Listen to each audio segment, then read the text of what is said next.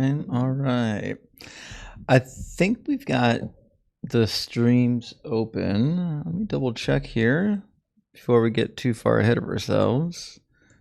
The YouTube stream should be up and rocking and rolling, and the YouTube guest box is open. Once again, I'm streaming on the road, so I don't have access to a Windows PC where I can dual stream properly to TikTok and take TikTok guests. So we're only going to be taking guests this week at least. Next week I'll be back home.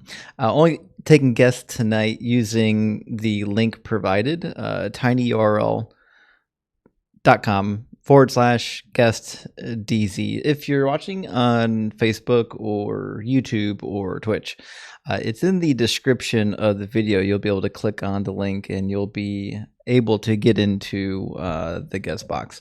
Also, welcome in, friends. It's Wednesday night, so thank you so much for being here. I appreciate you coming for the late showing. Sorry, I'm kind of working late this week, but welcome in, everyone. Marceline, Autumn, good to see you guys. Also, we've got a bunch of people piling in on the YouTube streams. Welcome in, friends. And I think we got a couple super chats already, and a new member to the Kraken Crew Elite, KR Young. Welcome to the Kraken Crew Elite, Big W.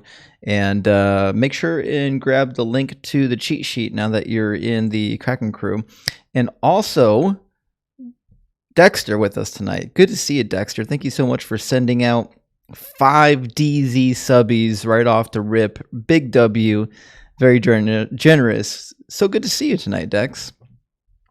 And Spencer, thank you for the $2 super chat. Spencer says, Doug says thank you for Lichen and Sharon. What? Wait, is Lichen? Wait, thank you for Lichen and Sharon. Oh, liking and Sharon? Am I? I think you're making a play on words that may have gone over my head, but I think I see what you're I'm picking up what you're dropping. I'm picking up what you're laying down. There we go. Anyway, Spencer, thank you for the super chat. I appreciate that. And the guest box is open. Looks like everyone. Joycey says Lycian or Lycian. Is that something I should know about? See, now I got to look it up. Hold on. Let's see. It looks like it is a form of algae. Okay, so maybe I don't know what's happening here. Interesting. Okay, all right, okay. Of course, it could have been typo for lichen. I could be wrong. It's hard to say. It's hard to say sometimes. I've sent quite a few mistyped super chats, that's for sure. And Timothy says, kitchen gonna start getting steamy. That's what's about to happen. Put the smoke detectors away. There's gonna be fire. And Tales of the Levant, good to see you tonight. Thank you so much for the $5 super chat. Says, is the Pigeon Bible translation approved by Doug? I don't even know that translation. Holy shit, that's the Pigeon? Hold on, B-I. This is weird. The Pigeon Bible translation. Interesting. Is this a Hawaiian? The native speech of about half of those who brought up in Hawaii. I had no idea that there was a specific Bible translation dedicated to the native Hawaiian language. Unfortunately, I don't know anything about it. I can't read native Hawaiian, so I certainly wouldn't have much to add to whether or not it's a good translation. I would say this: if that's your native tongue, that's probably what you should be reading. Just putting that out there. Not that every Bible translation is necessarily good. We've seen bad ones before. We've seen them on the stream, but if it's in your tongue, you're more likely to understand it. So I would go for that. And mostly gizzards, great to see you tonight. Thank you for the 666. Hail Nero says, let's fucking go, Justin.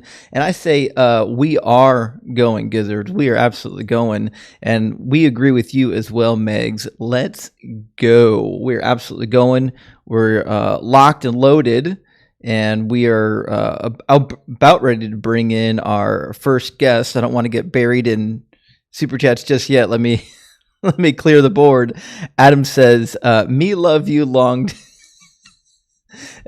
I appreciate that, Adam. And tell Small Johnson I said hello. And Rouge, thank you for the $5 super chat. Says, "Hey Justin, have you ever read about the Aboriginal Dreamtime oral traditions? Any thoughts?" I have not. Unfortunately, I got to do a little bit of sociology when I was in college, and that was about it. I just did like the minimum requirements. I can't say that I've been able to study a lot of Aboriginal culture or anything of that nature, but it certainly would be interesting. If you have resources, send them my way. I'd love to learn about them.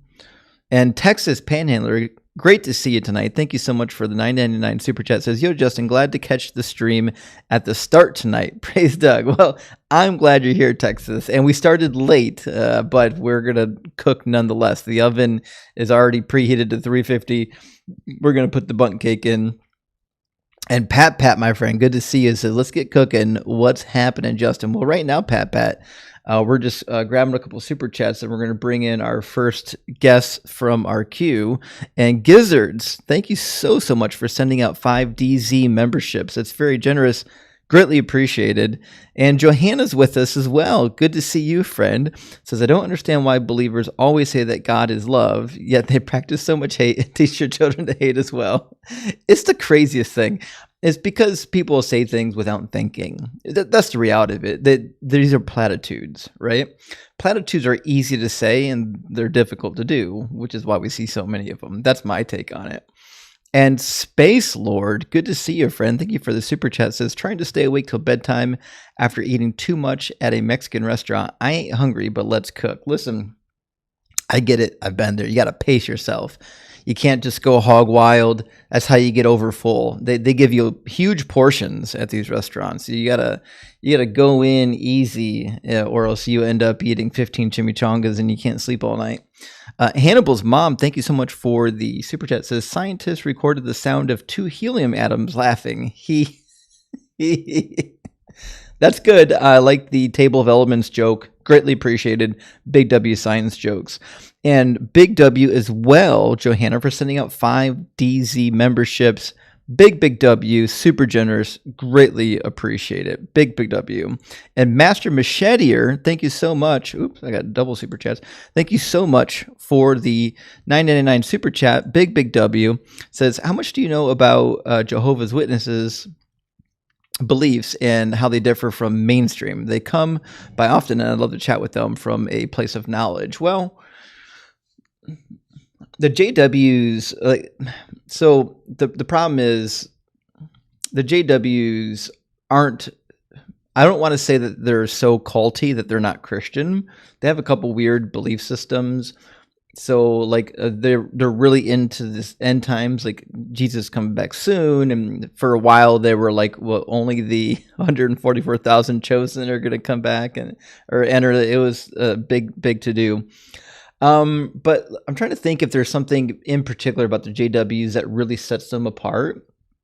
I can't say that there's anything huge for me. I personally had such a broad umbrella of Christianity when I was in it that I guess I just never thought of them as being a cult. I thought they were just another denomination, and I still do, of Christianity. They're reading the book a little bit differently than others. Like, they're totally okay with the divine council and typically being multiple tiers of God. They're usually accepting of henotheism, but they've got a lot of weird, outlandish beliefs about how they interpret the Bible. I don't know.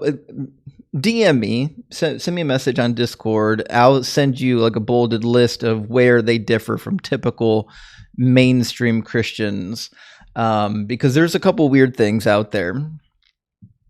And Germs, thank you for the 666. Hail Nero, Hail Satan, says, "My Oxford annotated NRSV version 5 arrives Friday. Big W. I'm going to spend a couple of nights with a cheat sheet and some post-it tabs in Texas. I get a lot of debates. I love to hear it. Listen, take the cheat sheet, tab up that Bible, tab it all to hell, and then you're going to be ready. You'll be, when the sword drills are coming, you're going to be the most prepared of everybody. You're going to have everything ready to rock and roll. And Bar, good to see you. Thank you so much for the 666. Hail Nero says, I'd love to see you cook Jordan Peterson one day. I was disappointed they did not invite me to the Jordan Peterson verse 20 atheists. It is what it is. I think they're picking a lot of younger people because that's their demographic. That being said, hey, maybe in the future, maybe I'll get on Jubilee in the future. I'm trying. And Adele, thank you so much for the $5 super chat. Great to see you tonight. It says simple and not confusing super chat to say, hey, and Doug bless us all. Well, thank you. Thank you so much. I really do appreciate that.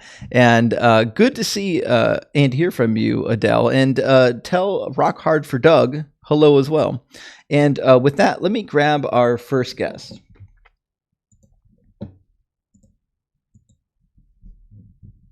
Welcome in, Justin. Can you hear me?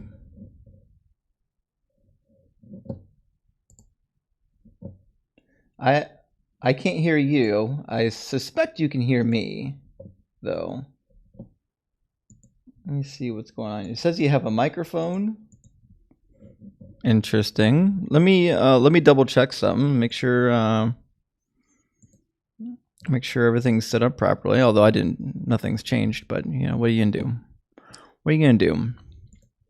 Yeah, I mean it should be maybe my audio is not turned on. Let me make sure my audio is turned on. Although I'm pretty sure it is. Can we get a friendly jump in the YouTube guest queue real quick? We'll double check it, make sure everything works before I suggest that maybe Justin's got some hardware issues. The other Justin, there's two Justins now, me and the guest.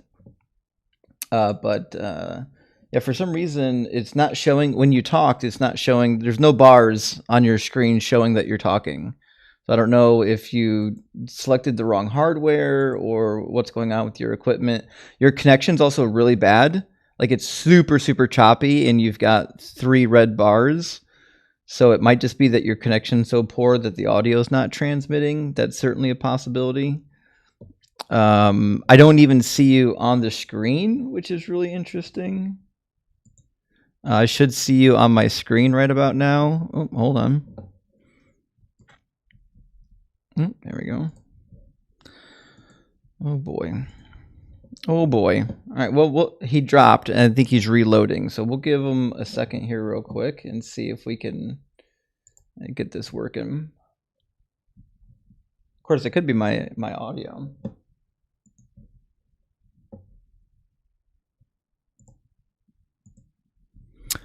All right, Rockin' River. 1 second. Let me see.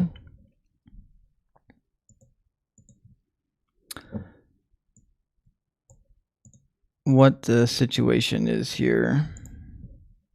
I literally didn't change anything. This is the craziest thing about my setup. I literally didn't change shit. Nothing's changed with my setup. Not a damn thing has changed with my setup. Literally all I did was restart my computer from the last time I used it, and now nothing works. All right, hold on, Rockin' River.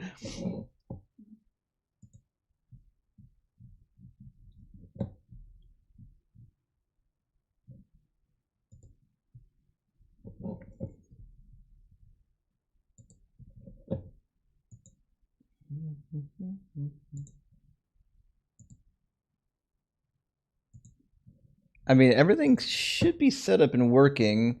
Rockin' River, if you're talking, I can't hear you. And I can't see you on the screen for some reason. What a weird situation. Let me just re-add this stupid link and see if that fixes it.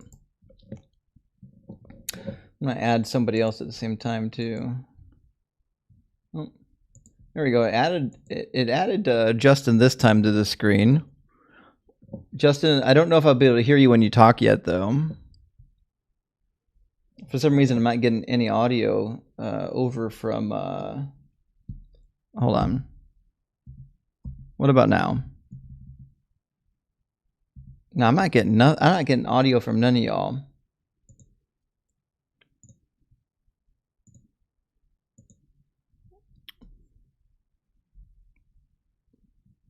I can't hear Rock and I can't hear Justin. Neither one of y'all I can hear. It's ridiculous.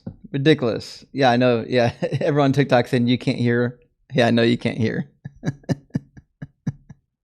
If I can't hear him, I don't think y'all can hear him. Although the question is why. I don't know why. I don't know why no one can hear. Either way, you know, these are the trials we face. We need to say a prayer to Doug, you know, and have Doug sort this out for us. And also, Michael, thank you so much for sending a $50 super thanks. Big W, Michael. I really appreciate that. That's super generous. All right, Justin's back again. See if we can get Justin back. All right, Justin, you're on the screen. I'm trying to see if the audio will pick you up, though. Yeah, Rockin' River says you're talking. No one can hear you, Rockin' River. I don't know why. I'm opening the audio settings. It says you have a microphone plugged in, Justin, but there is no audio being fed through. Let me just I'm going to restart my waiting room. Hold on. I don't know. It shouldn't matter. Shouldn't change anything. But just in case.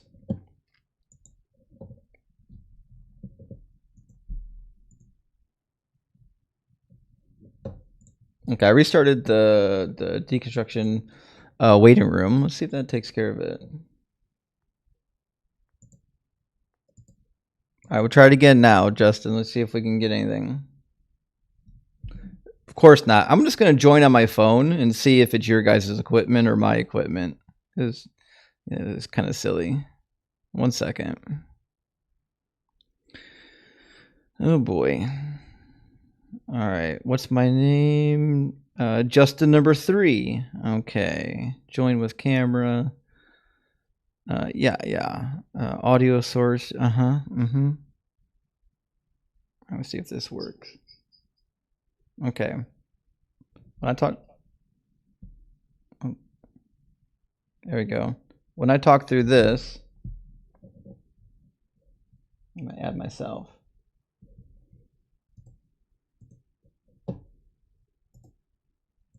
It's crazy. Yeah. So my equipment works. I'm talking through my phone right now. I assume everyone can hear me talking through the phone into VideoNinja. So I suspect it works. Let me know if you guys can hear me. I can hear me. If y'all can hear me, yeah, the echo should be fixed. I had some stuff going on. Also, because this mic is going.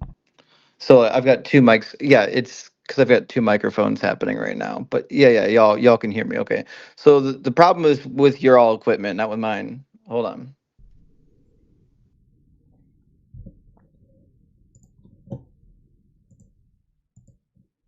All right, let's see if this works.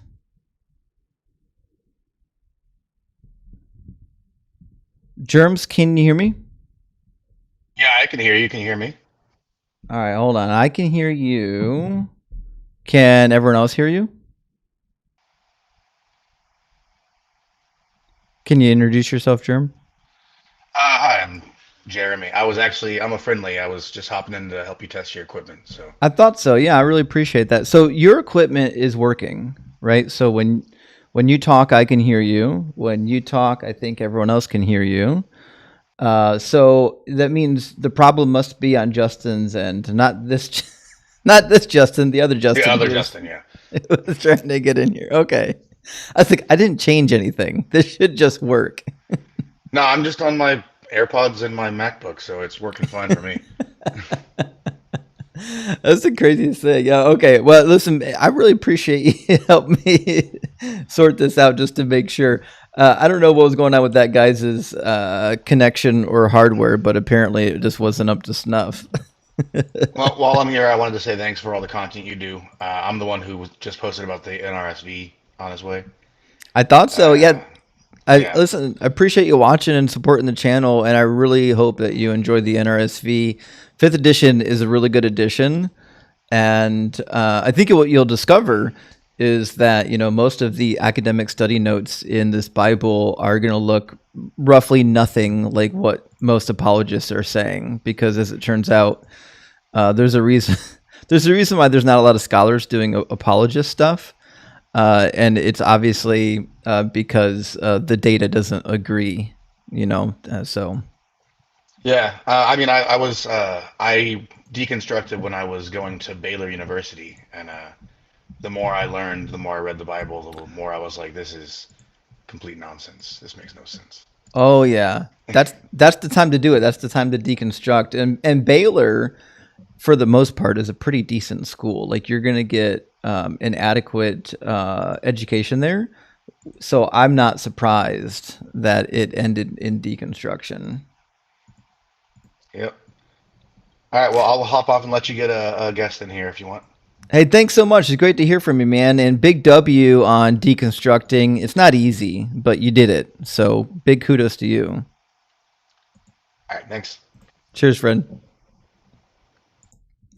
Yeah, a big W for deconstructing on your own. It's not an easy feat. It's not something that like just happens. So yeah, big W. Especially, I would say though, while you're at school, that's when it's most likely to happen, because the goal in a lot of these higher educational institutions, they want to make you think about what you believe. They don't want you to believe it just because. I know that there are some educational institutions that disagree. They would love for you to believe it with no reason. But the good ones don't. If you go to like Liberty, yeah, they're going to engage in some goofy apologetics. Or if you go to like Bob Jones University, you're going to get goofy apologetics. But if you go to a real university or a real seminary, you're not going to get that apologetic nonsense. You might get a little bit of it at like Trinity. Trinity does a little bit of apologetics, but whatever. They're reformed. What are you gonna do? When you're reformed, you have to do apologetics because you have to justify this predestination garbage. Anyways, the guest box is open. If you're watching on YouTube, there's a link in the description. If you don't have access to the description of the video and you're watching on TikTok, there's a link up top you can use to join. It's a third-party app. You don't have to sign up for anything. I don't need your email. You don't have to make an account.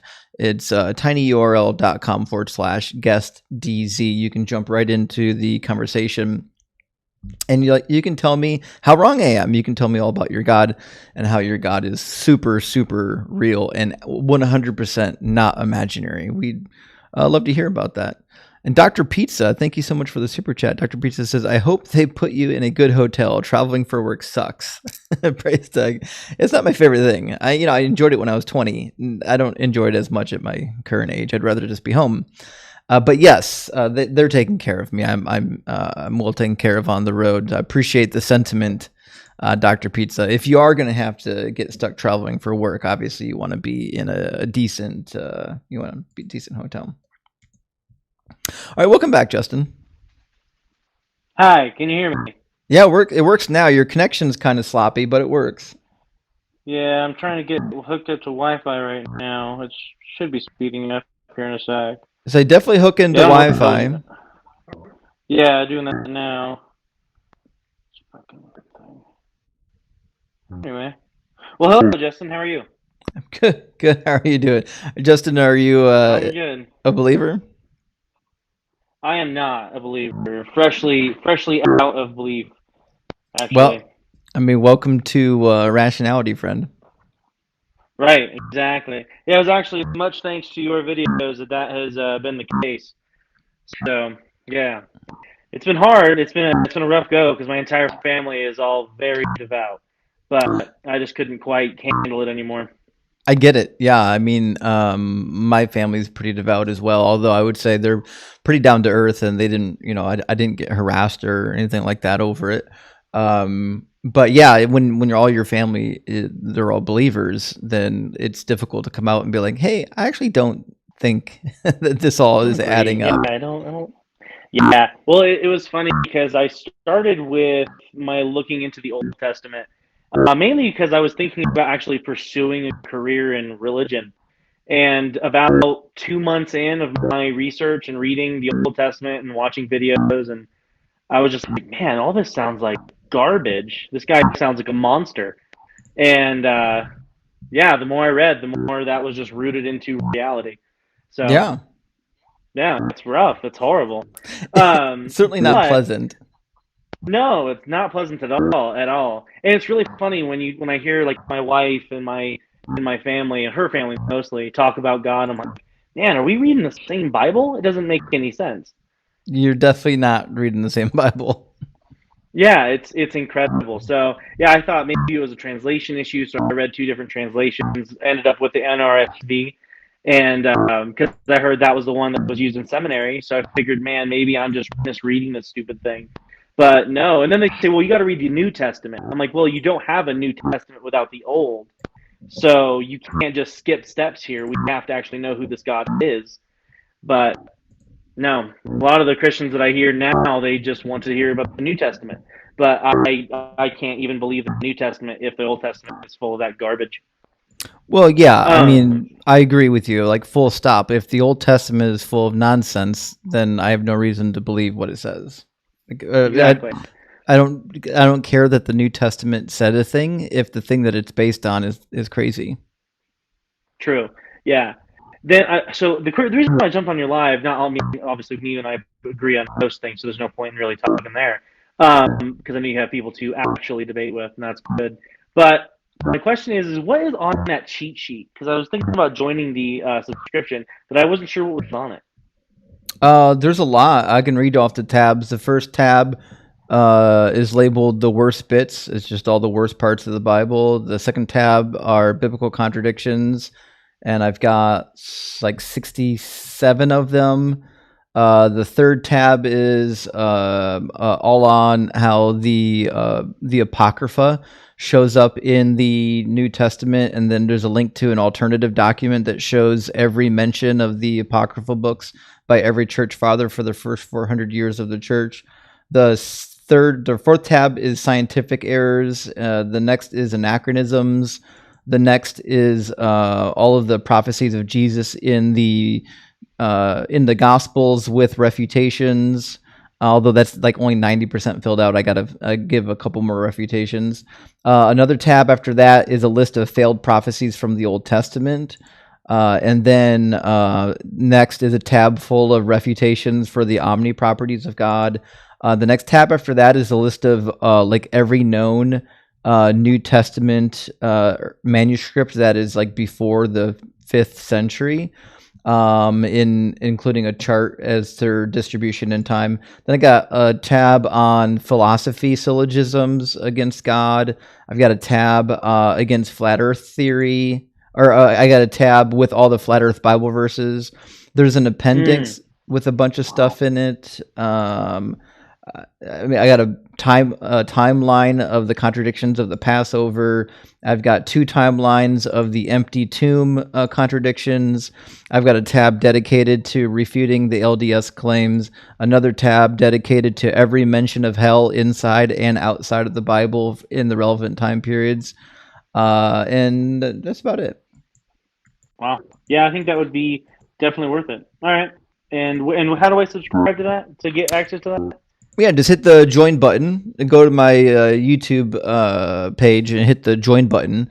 The Kraken Crew, the first level will just get you like all the fun emotes. Because not everybody wants the cheat sheet. The second level gets you the cheat sheet and the emotes, and there'll just be a link once you join up.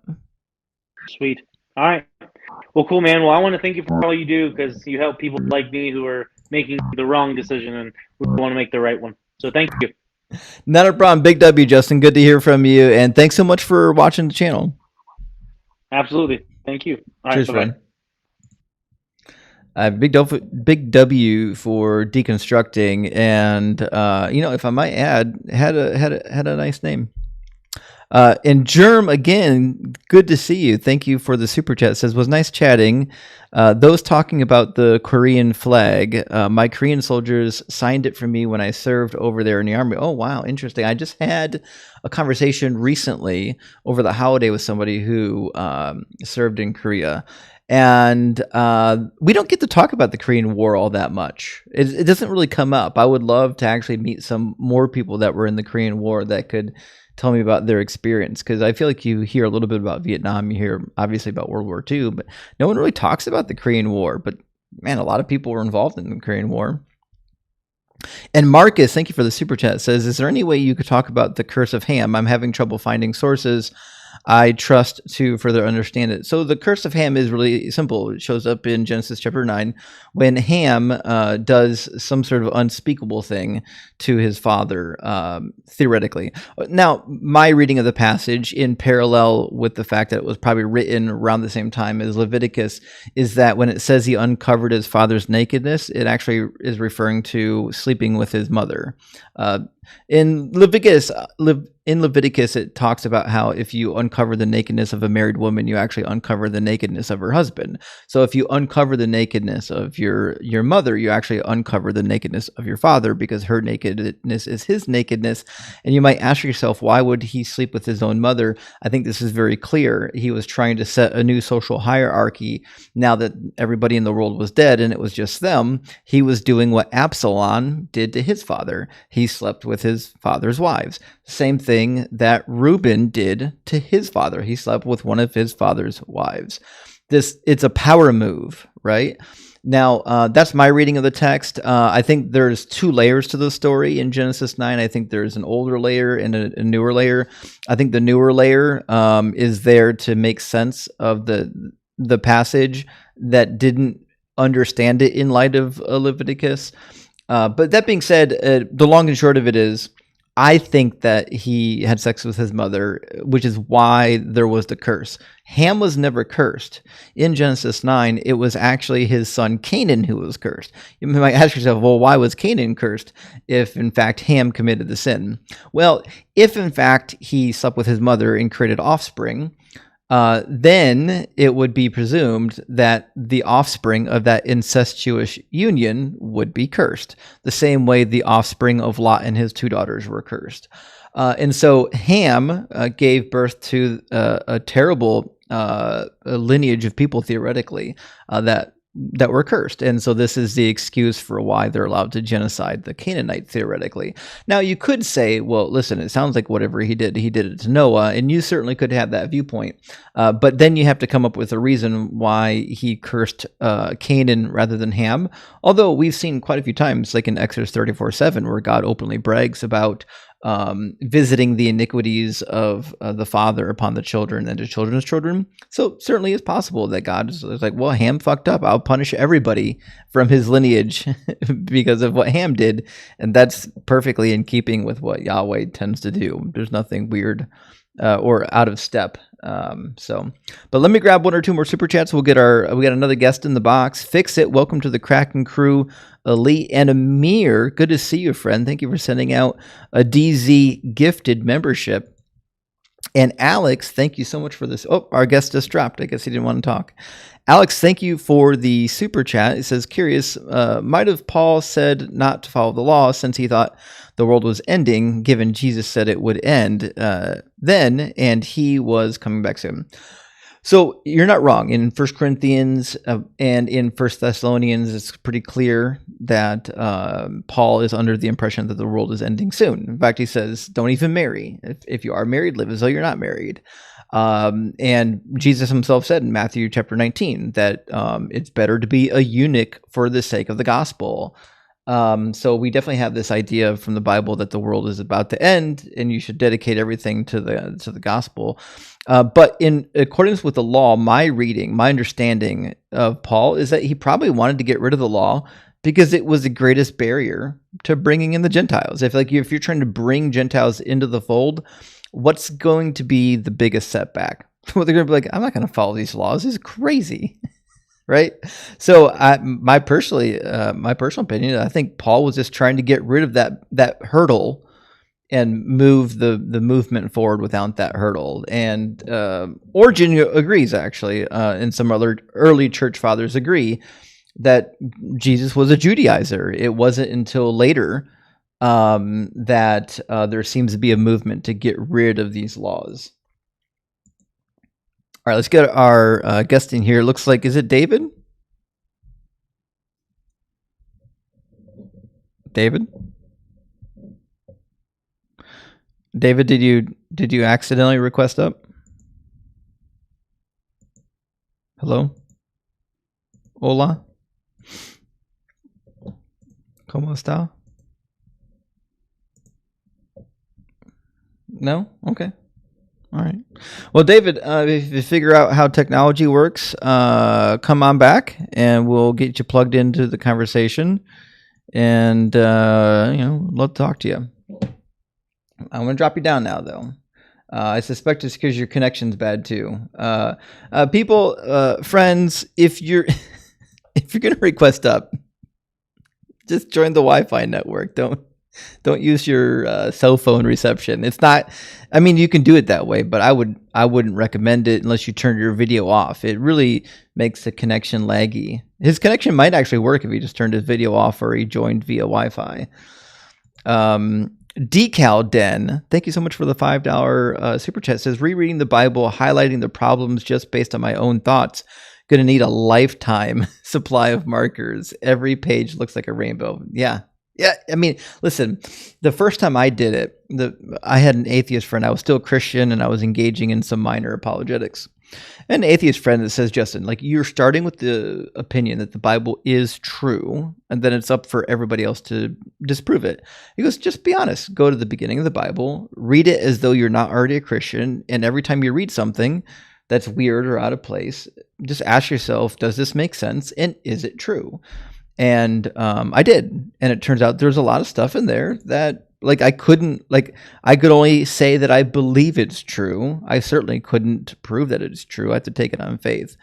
And there's a lot of problems as well that you run into that as an apologist you would make excuses for, but as a normal human being you wouldn't. Like, you wouldn't make excuses for slavery and rape and genocide and different things like that.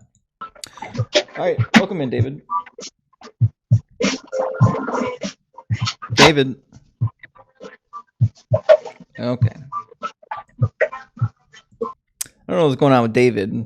Apparently he's having a party over there, but I don't think I'm going to let him have a party on my stream. Marcus, coming in with a $10 super chat. Thanks, Marcus. I appreciate that. Referring to Canaan again, it says, is the punishment for Canaan the darkening of his skin?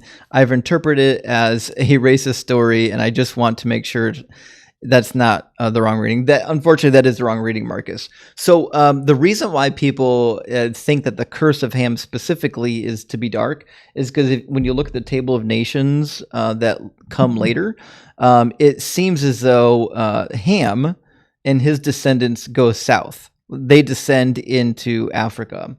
And then people later came and said, oh, well, Ham was cursed, and Ham is the source of all these dark people from Africa. Therefore, it's okay to enslave the Africans. That's where that whole nonsense is coming from. In reality, we know that's not the case. People came out of Africa and populated the rest of the world, not the other way around. They didn't start in, in the ancient Near East, around Mount Ararat, and then eventually spread out and then go down into Africa. That's utterly ridiculous. But that's the other part of the curse of Ham that you're probably referring to, is how they came up with that racist talking point. It's just because where he migrated afterwards. But anyways, the guest box is open, friends. Anyone who wants to dissent and prove that their God is real, you're more than welcome to do it. The link is on the screen. You don't have to sign up for anything. And Adam says, I'm sure you've been asked, but have you seen Righteous Gemstones? Working at and playing music at mega churches, it's embarrassing how accurate it is. I actually haven't seen it. I've watched one or two of the documentaries coming out about these mega churches falling apart and failing. So that's a real thing that's happened. I was watching the one about Justin Bieber's ex-pastor. That was pretty good. Watched another one about Hillsong falling apart. So there's some good documentaries out there, but I haven't seen Righteous Gemstones yet. I'm gonna have to put that on my to-do list. Definitely appreciate the suggestion. And Khan, Thank you for the super chat. It says Justice for Aisha. Agreed, 1,000,000% Justice for Aisha. And Helen Kimball, the youngest wife of Joseph Smith. I did not know about Helen. So Helen Kimball, the youngest wife of Joseph Smith, her account of being sold to the prophet by her father at 14 is heartbreaking. Oh, that really breaks my heart, actually. I didn't know that there was a child bride that wrote about it inside of Mormonism. That's crazy. I'm going to have to look that up. If you know any good video resources too, like on YouTube or anything like that, shoot me a message on the Discord or in my email. I definitely need to search this up and get more on top of this, because this is like really it's kind of a big deal. If one of his child brides is like legit out here talking about it, or was. Jim Nasty, good to see you, friend. Thank you for the $5 super chat. Says, I've been seeing more Eastern Orthodox Christians on TikTok lately. What's your take on them? I'm not really familiar with their brand of loony. Well, to me, like, they're just a more knowing form of Catholicism. They engage in more of the philosobabble than the Catholics do. But it's not that much different. Like if you're familiar with Catholicism, then you'll recognize a lot of what Eastern Orthodox have to offer. There are obviously some differences for sure, but I don't find them to be terribly different. The structure of the services are a little bit different. The last Orthodox church I went to had a 2-hour standard service. But listen, I mean, if you've never been to an Orthodox church service, just find some free time and go. It'd be a learning experience. But yeah, to me, I think they're, kind of a different flavor of Catholicism. Although the Orthodox and the Catholic would disagree with me vehemently. But if you're coming from a Protestant background, you would definitely see the connection. Let's get our next guest in here. How you doing, Judy? Judy, your connection is pretty. Judy, your connection's pretty poor. Can you connect to the Wi-Fi? Judy? I'm hooked to the Wi-Fi. Oh, is it dial-up? No.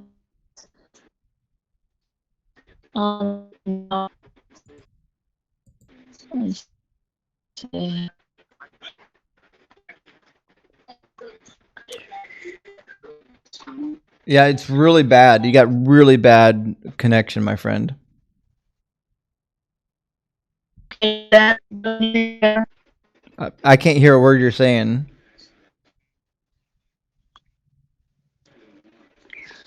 Yeah, I'm two of your Judy, my friend, I can't, and you just dropped. Okay. Judy, your connection is not good. You've dropped out. Your connection failed. Maybe refresh your Wi-Fi router and try again. How you doing, Miles? What's up? Can you hear me? Yeah, I can hear you. Yeah, and sounds like you actually have a decent connection. So welcome in. Yeah. So basically, I went.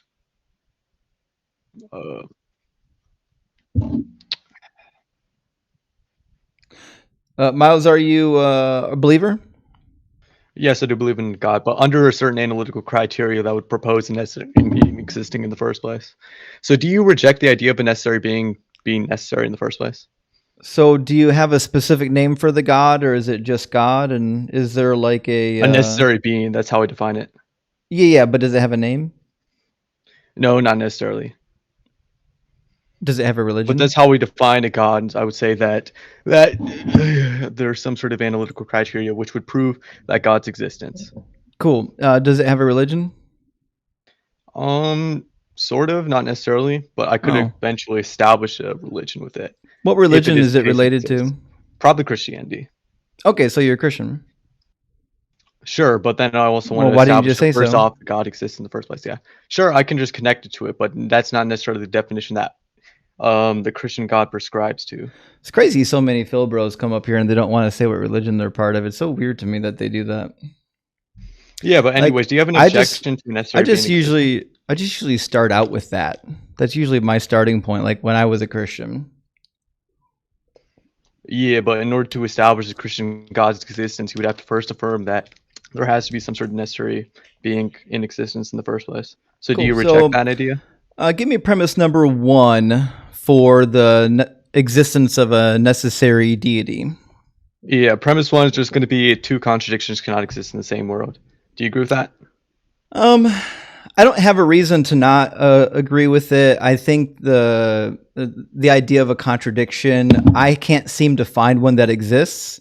So I'm definitely willing to hold that contradictions probably shouldn't or couldn't exist. Yeah, so if it's the case that contradictions cannot occur, then it's also going to follow that there must be a system which substantiates that statement being true, and I'll just label that as God because that system has to exist in all possible worlds. I disagree. So when you say a system, you're essentially saying that there is something governing the ability for contradictions to either exist or to not exist. I don't believe that to be the case. I think when we use the laws of logic, we're referring to how the universe behaves, not the system that causes it to behave that way. Yeah, I'm just talking about an enabler, something that would just enable some sort of statement being true, like two Why does it need enabled? Yeah, because if it wasn't going to be enabled, then it would be possible, right? I asked about logical possibility of a contradiction occurring. Right, I'm asking. You said it's not possible for I'm asking why does that logically possible world? So there has to be some sort of enabler for that statement to be true in all possible worlds, which should just be necessary. Yeah, I disagree. My question was, why does contradictions not existing require an enabler causing that to be the case? Yeah, I already answered this. Once again, if there is some sort of contradiction that can occur, then it's going to be the case that statement's going to be false. And the only way to ensure that contradictions cannot occur in any logically possible world is going to be through some sort of system which enables that statement being true. Yeah, that didn't answer my question. So what I'm saying is that the laws of logic are prescriptive, not descriptive. Like we're describing the way that the universe behaves, and it just happens to be that the universe doesn't really seem to contain any contradiction. Now, quantum physics might disagree with that, and some of them already have, but I'm not a quantum physicist. As far as I can tell in logic, right, we don't see contradictions. That being said, I have no reason to believe that there's something that causes logic to function in that particular way, like some sort of external entity that is forcing the laws of logic to conform the way that they behave. I'm trying to figure out why I would believe in something that's causing these laws to behave that way. Yeah, because if the laws didn't have some sort of foundation, then it's going to be the case that they aren't going to be enforced. Well, they're not laws. That's the point. That's my whole point, is that the laws of logic are descriptive, not prescriptive, so they don't need enforced. So they're just things that describe the world, right? I said it 3 times. Yep. Yeah, if they're just things that describe the world, then it's going to be the case that contradictions can occur in a logically possible, some sort of possible world that we don't have the ability to conceive of. Well, obviously, if you're talking about worlds that we can't conceive of, I can't make any claims about those worlds. I'm talking about the world that we live in, and as far as we know, in the world that we live in, contradictions don't seem to exist. But that seems to be just the way the universe behaves. What I'd like to know is why there needs to be an external entity that's causing that behavior. Yeah, it doesn't have to be external to the universe itself. I'm just saying that there has to be some sort of enabler in order for that statement to be true. And when I'm talking about logical possibility from the start, that would just mean in all possible worlds, including one's other universes. You haven't actually substantiated that claim yet. You just keep restating the same claim over and over again. Why does there need to be an enabler? Yeah, because if it's the case that you already said that two contradictions cannot occur in any possible world, you don't have the ability to observe any other. Well, I didn't say that. So why would it be the case that the laws of logic are just going to be descriptive? You just said that we. I literally did not say that. I literally said we don't have the ability to know what's happening in other worlds. To the universe itself. So what I said is we don't have the ability to investigate what happens in other worlds, nor do we have information about other worlds. We only have information about the world that we actually live in. So in the world that we live in, it seems to be that contradictions can't or don't exist. You still have failed to actually figure out how to answer my question appropriately, which is, why is it that the way the universe behaves, we refer to the laws of logic as descriptive of the universe. Why do we need to presuppose that there is an entity causing that to happen? Yeah, this is just going to go back to premise one. So the first thing is that you said premise one was two contradictions cannot occur in any logically possible world. I didn't You say that. said that we don't have the. Yes, that's literally what premise one was. I literally didn't say that. I said in the world we know, right? I'm not talking about all logically possible worlds. I'm saying in the world that we know, the one that we exist in, it seems to be that logical contradictions can't exist. And one of the reasons why they can't exist is because we've created logical contradictions. Like we've used language in a way to describe things that either contradict and are impossible from the way that we actually formed them. Yeah, and I'm talking about logical possibilities. So if we have some sort of formed laws of logic, like P or not P, for example, then it's going to be the case that's going to have to be enforced in all logically possible worlds because we're talking about logical modality. Yeah, Because if it is the case I'm that asking you still about the enforcement because, again, they're not prescriptive; they are descriptive, which means they Okay, don't what's the need argument to for that? be means they don't need to be enforced. So what I'm still trying to figure out is why I need to presuppose that the laws of logic only exist because something is enforcing them. Why would I believe that? Yeah, so I think our disagreement is whether or not logic is going to be descriptive or prescriptive. So what's the argument for it being descriptive? Because in order for it to be descriptive, we would have to demonstrate that it exists somehow transcendentally, and you don't have any evidence of that. The default position is that they are, in fact, prescriptive or descriptive. Right. So you're saying that in order for something to be prescriptive, it has to like transcend the universe itself. Is that what you're trying to say? I'm saying what you're positing, something that is prescriptive for this world that we live in, then it must exist transcendentally. Okay, and what do you mean by transcendentally? Meaning it exists, but it's not tangible. It's not necessarily observable. It's something that is a fundamental reality of the universe, even though it doesn't actually seem to exist in the plane of the universe that we live in, where you can actually detect it.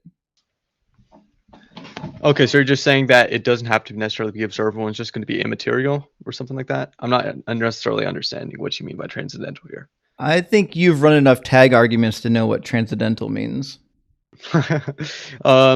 Yeah, so I guess my main contention with that is it's just going to be the case that in order for something to be transcendental, I don't think it necessarily has to be prescriptive because there's going to be some sort of descriptive truths that can be transcendental, I guess. Interesting. Well, why would I believe that the laws of logic are either transcendental or prescriptive? I can't see a single reason to believe that. Yeah, so the main reason you would probably believe that they're prescriptive rather than descriptive is it's just going to be the case that every single thing in the universe has already conformed to it even before the universe existed when it came to like the Big Bang or any sort of quantum events that most scientists are looking at the moment, which is speculated that the Big Bang was a quantum event rather than just a simultaneous We boom. have no idea what happened prior to the Big Bang, so to posit somehow that these laws existed prior to the Big Bang, I think is presumptuous. Yeah, but the Big Bang still conformed to these laws, right? It depends on what phase of the Big Bang. I mean, it depends on what scientist you're asking. I personally believe so. Yes, I believe that the Big Bang was a sequence, and to have sequencing, you need things like time, you need things like logic, different things like that. But again, they don't conform to the laws of logic. Physics is not conforming to the laws of logic. The laws of logic, as far as I can tell, is just a description using language we invented of how the world works. Okay, so I guess you're just saying that the laws of logic don't necessarily have to be prescriptive because you don't see any good reasons for why it's the case that the laws of logic aren't transcendental or prescriptive, right? So when I talk about the laws of logic being descriptive rather than prescriptive, it's basically the same thing that, like the claim on my screen, your God is imaginary, right? The default position on things that are immaterial, undetectable, and don't seem to actually have any evidence for their existence, the default position is going to be that they're somehow a product or derivative of, the human mind, unless we can demonstrate elsewhere. Right now, if somehow we found a way to like scientifically detect laws of logic, Yeah. Then if that were the case, then I'd say, yeah, well, shit, maybe they are descriptive and maybe they are part of the universe. Maybe they're part of the makeup of the universe. But until we do that, I have no reason to believe that. Okay. I mean, I guess you probably have to look more into that. Right. So the default position for things that you can't actually discover, the default position can't be that it must exist unless you prove otherwise, because then I could do the same thing. I could just say, well, the default position on, the life granting unicorn is that it's true and it's the cause of all things that are living. Well, really, I mean, the fact that we've never seen one, the fact that it seems to violate all the information we know about the world would lead one to believe that the default position on life-granting unicorns should be that they are, in fact, imaginary. I can think of them. They are in my head for sure. But do they exist in real life? I don't believe so. Okay. So you're basically saying that your only objection to the argument would just be that laws of logic are going to be descriptive. So if it is the case that laws of logic were prescriptive, would the argument follow?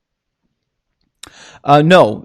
See, because if the laws of logic are in fact descriptive and like the universe is behaving according to the laws because they're descriptive, then I still don't know why I would make the laws of logic anything but a naturalistic phenomenon. I have no reason to believe that they're somehow the product of some like eternal mind that's outside of matter, space, and time.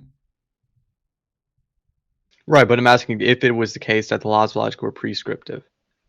Yes, I'm saying if the laws of logic were prescriptive, no, I don't think that I would assume, or that the argument would follow that they came from some sort of intelligence. Like, I have no reason to believe that. Yeah, but that wasn't the argument. The argument was just there's some sort of enabler that would allow that statement to be true. Well, when you use the word enabler, you're inferring that it's an agent. I don't believe so. I think if the laws of logic were in fact prescriptive, I don't think we need an agent for that. I don't necessarily think it has to be an agent. Well, then it could just be a naturalistic phenomenon, right? Yeah, it would just be a naturalistic enabler. Right, I agree. So like, here's where I'm at with a lot of these presuppositional like arguments, which is like, if we're going to presuppose that there is something causing our reality to be the way that it is, I think it's simpler to presuppose naturalistic phenomenon. So, for example, I mentioned the life-granting unicorn, and I kind of say this in jest, but the life-granting unicorn is actually a really good tool for this argument because, like, for example, if I'm talking to someone who's like, well, you can't explain how life came from non-life. First of all, I think we actually can, but even if I couldn't, I think it's actually easier just to say, okay, well, if we're going to invent something or we're going to imagine something that is capable of giving life, I think a life-granting unicorn is equally as plausible as any of the gods that are made up by religion and have a lot less entailments. The life-granting unicorn, I don't have to justify why the life-granting unicorn has child brides or why it is doing genocides or why it allowed slavery. It's way a simpler explanation. Yeah. So I guess how exactly would you explain the natural order of the universe in the first place, using naturalism rather than some sort of intelligent being? Yeah, so I don't actually think the universe is in order. I think the universe is mostly chaos, and I think that there are like pockets of order that pop up in the universe over the course of time. But I mean, in the end, it's going to be a complete disaster. The universe is going to either die a very cold death because everything's spread so far apart that there can't be any heat transfer, or it's going to rebound back in on itself and it's going to be one big hot mess again, and we're going to go through another expansion just like the Big Bang like we did before. And in all of those cases, it's just complete destruction. In fact, in about 1 billion years, our sun is going to destroy most of our solar system. Earth is going to be burned up. Okay. I mean, that's an interesting reason to believe that naturalism is better explainer for that, but why do you think the universe is not really in order? Why would I believe that it is? Like, when I look out in the universe, I see mostly chaos. Like, we look at the order on Earth, right? And we say, well, that this the fact that we have order means that something must have put it in order. But to me, I think the reason why we have any type of order is just because, like the laws of physics, specifically gravity. Like gravity, like I don't think people realize how thankful we should be for gravity, because without gravity, a lot of shit would, like, nothing's gonna work. Yeah. So like to me, like just because like these principles of physics, because they work the way that they work, it allows things to actually form chemical bonds. And when things can form chemical bonds, they can start to do other things, which is really fun. So like I just think the laws of physics have allowed us for this short time period in history to form something that is really interesting, complex, and intricate. But we're all going to be destroyed one day. We're not going to exist. Okay. I mean, that's interesting. It's a lot to think about. But good chat. Yeah, I mean, it's not fun to think about. No one likes to think about the fact that we're going to be annihilated. But I mean, I think it's parsimonious with what we see in the rest of the universe. The rest of the universe is, kind of a chaotic void full of, giant balls of plasma. Yeah. Well, so good chat. how did you end on the Christian God?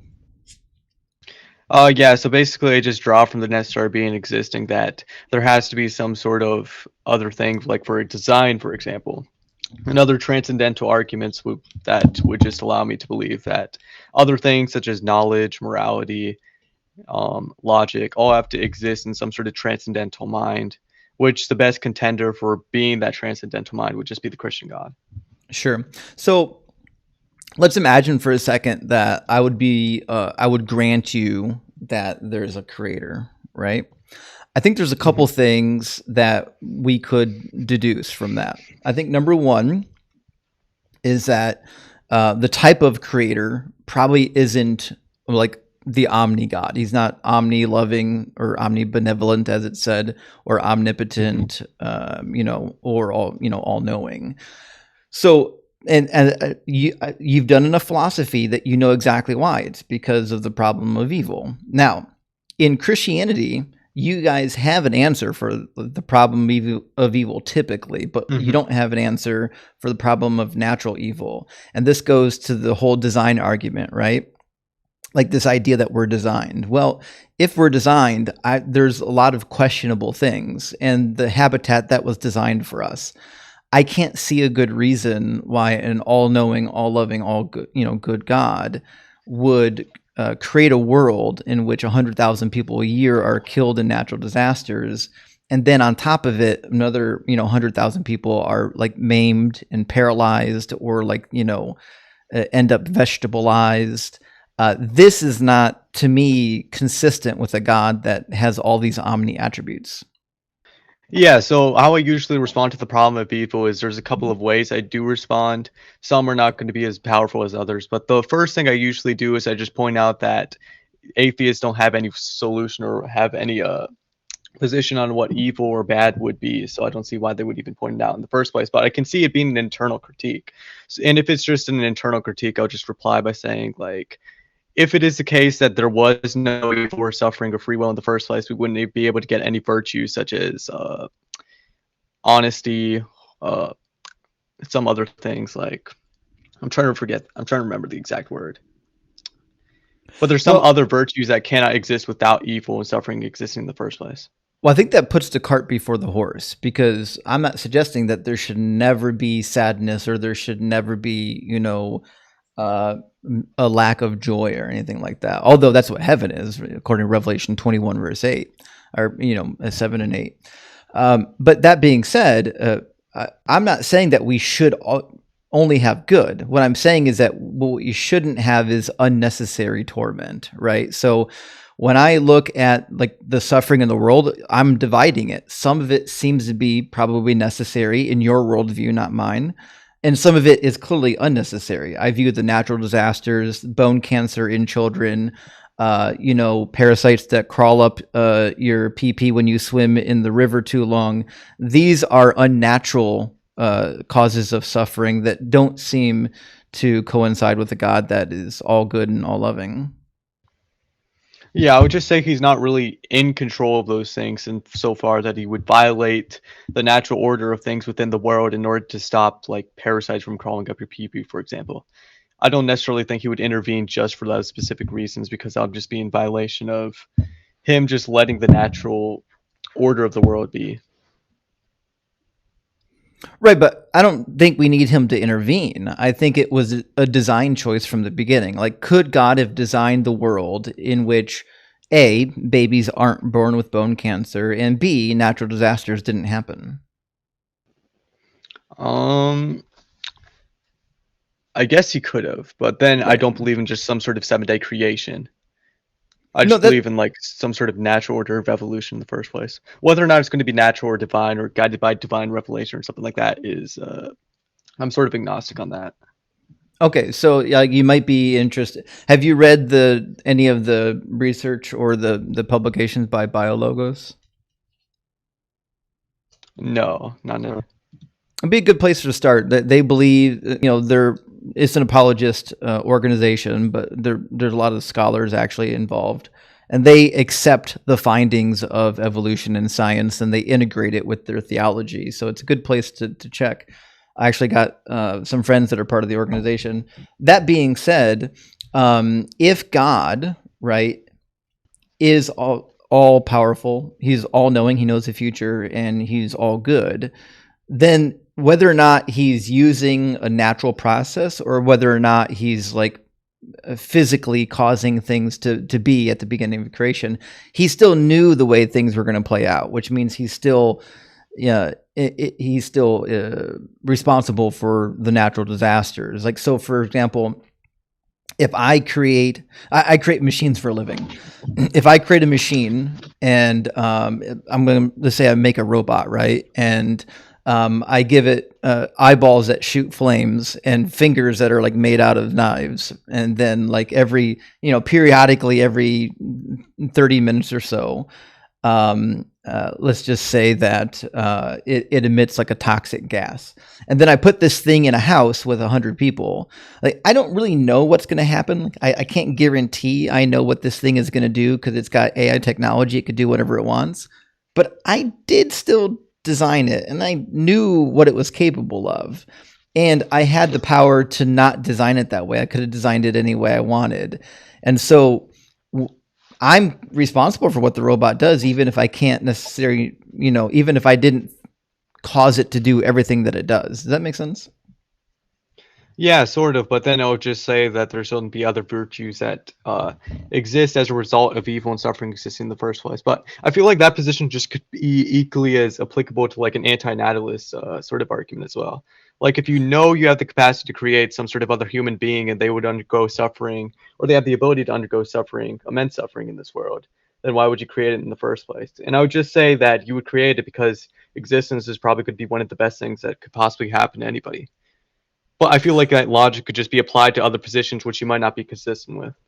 Right. So again, that's where I would divide this idea of necessary versus unnecessary. Right. So if there is some necessary that is required for the formation of virtues, which that's a whole separate argument. We can go there if we need to. But if that's the case, then I would consider those to be necessary. Right. I'm concerned with the unnecessary ones. Like, well, for example, the natural disasters. Theoretically, the God that you believe in created the planet. Like, he knew what the planet was going to do. And according to the biblical narrative, like prior to the fall of Adam and Eve, it seems like there wasn't natural disasters. It seems like we didn't have some of this stuff going on. And then after the fall, we got these natural disasters and he cursed the earth and whatnot. It seems like that is unnecessary. That doesn't seem to be required for anything.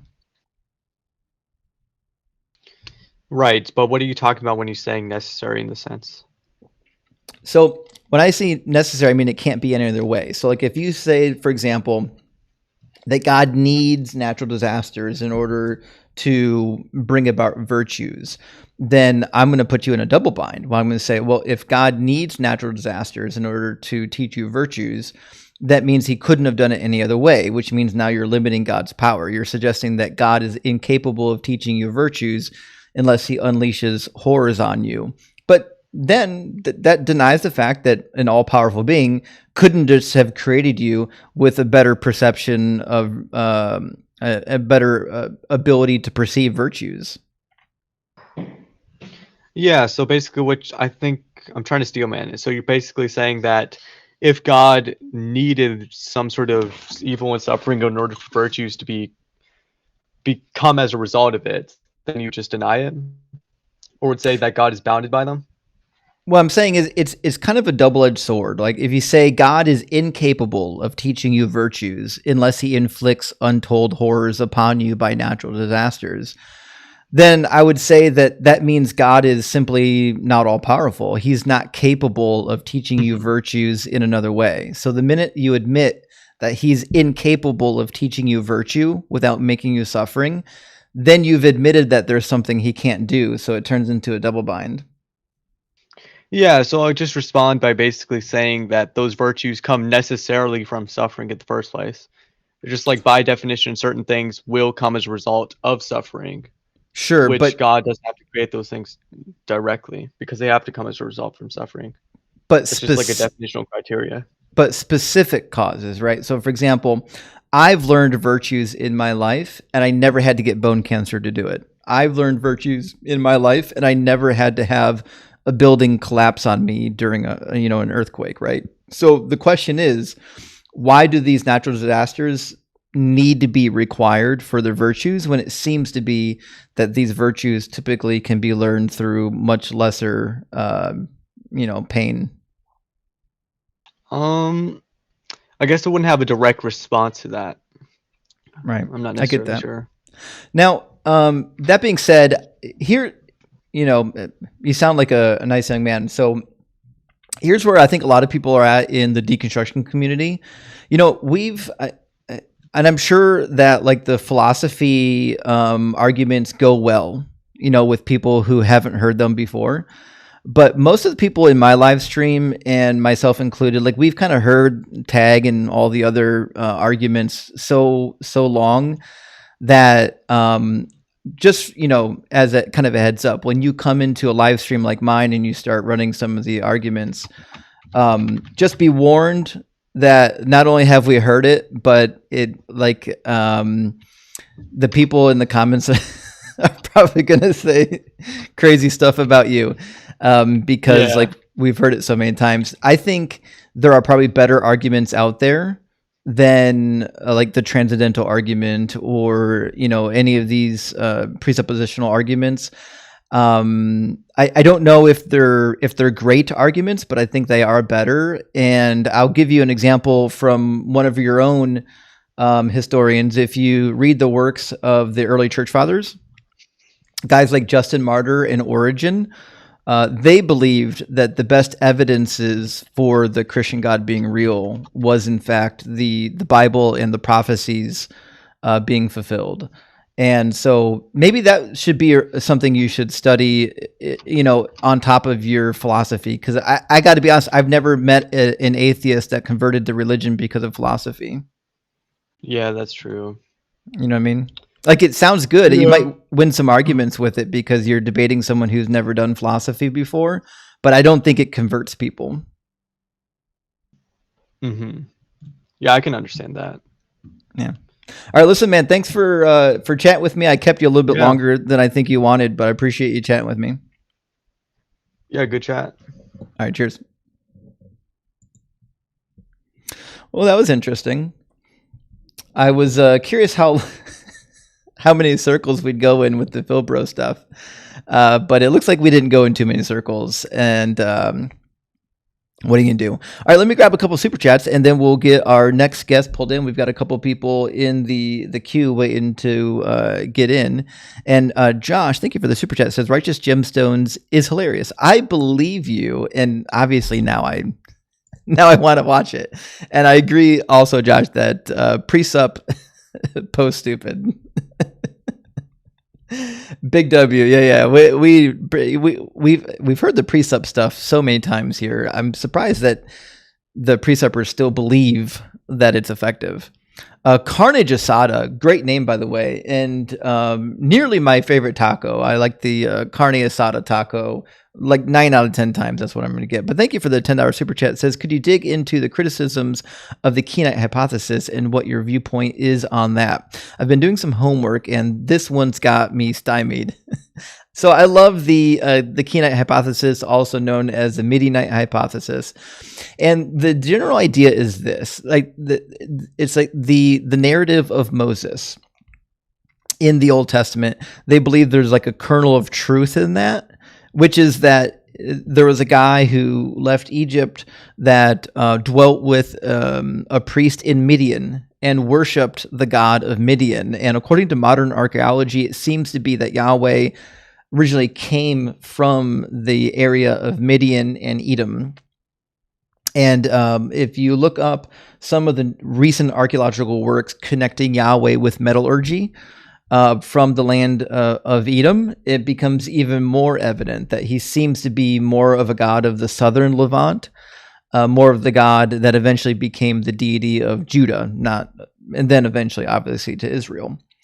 So Moses theoretically left Egypt, went to the land of Midian, learned about the god Yahweh there from the Midianites, and then when he developed his people group in what became, probably the land of Edom, east or somewhere just east of the river, he used Yahweh as that deity. And of course, later on, there became a big myth that built up around Yahwism, and they kind of invented their own mythology to match the cultural heritage of the Judeans and the Israelites. And they conflated the god El with the god Yahweh later. And we can see that in Exodus chapter 6, verses 2 and 3. And Mark S. Smith has written about this. I think I recommended some works by Mark to you. You might also want to look up the Gods and Goddesses of Ancient Canaan by John Day. And there's been some work by other scholars. I think we can probably leave it there for now, but my personal viewpoint is I think the Kenite hypothesis is a good one. I think ultimately it's unprovable. That's why it's a hypothesis. But I think the Kenite/Midianite hypothesis does a lot of justice to the fact that Yahweh seems to be having an origin in northeastern Egypt and south and southeast Levant. He doesn't seem to come from the northern tribes. He seems to be an artifact of the south near the Egyptian border, even from the Negev. And we see remnants of this even in the Bible. It talks about how God reigned originally from Seir, from the land of Edom. So hope that helps. And Josh says, isn't it ironic that Philbro rhymes with dildo? And one of those two things is infinitely more exciting than the other.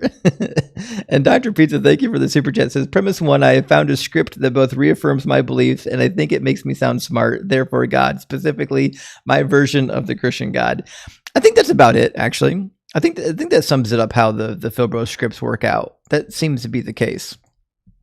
And make the best of what's around, says the Ark Encounter is the curse of Ken Ham. I've never heard that, and I'm sad that I haven't heard that yet. That's phenomenal. Thank you for that. And Marcus says, thanks for taking my question, Justin. You're truly an inspiration. Keep fighting the good fight, brother. Well, thank you, Marcus. I appreciate that. And thank you for supporting and helping Megas with us tonight. Says, dear Doug, please no more Phil Bro word salad tonight. Well, we'll do what we can. We're going to do what we can. And LA Silver Surfer, good to see you tonight, friend. Thank you for the $5 super thanks. And also Snickerdoodle, one of my favorite cookies, by the way. Thank you for the $10 super chat. It says Doug11 states, in the beginning was the Word, and the Word was with Doug, and the Word was Doug. This verse says that Doug, the Word, existed eternally with God, and God was creator. It's Douglical. I can't argue with that. Anyone who's been on my channel long enough knows that the scriptures literally talk about Doug endlessly. It literally says in Exodus 32 that God is a rock. It's right there in the text. So I don't really know what more we can do other than just read the Bible. And Connor, thank you for sending out some DZ subscription. I really appreciate that. And the Church of Four, thank you so much for being a subscriber. It says, newest subscriber, I've been shamelessly nicking your arguments. Wouldn't mind a combo at some point if you chat with atheists. Well, I typically don't unless I run out of theists to chat with. But thank you so much for subbing and for watching and supporting the channel. I do really appreciate that. And guys, I've got a ton of super chats, and I'm sorry that I'm backed up. I got to get a guest in here and keep the conversation flowing. I'll do my best to catch up on the super chats when I'm able. And Johanna says, thank you so much, by the way. Says, what a supreme bummer to be born with parents who became Jehovah's Witnesses in their 20s. They got birthday and Christmas presents, and now they deny their kids these pleasures. That's the craziest thing about the JWs, is that the lack of gifts. They simply will not give gifts. It's weird to me. Jesus talks about giving gifts. He says, what good father, if their child asks for bread, will give them a stone? Crazy. Gifts is normal. Aaron says, I was really looking forward to DC's version of Star Trek with The Enemy Within with two Justins. I don't know what The Enemy Within is. Anyways, I do like a little bit of Star Trek, though. I could definitely go for that. Thank you for the super chat, Aaron. Good to see you tonight. And Bernie says, Deuteronomy 6:16. I do not put your audio to the test. Big W, but we did test it tonight. Thank you for the super chat. Hebrew English Bible read. Thank you so much for the 666. Hail Nero says, Justin, a Christian on X tried to argue that John 3:13 reads, no one has ever gone to heaven and returned to avoid the issue. Dishonest NLT translation.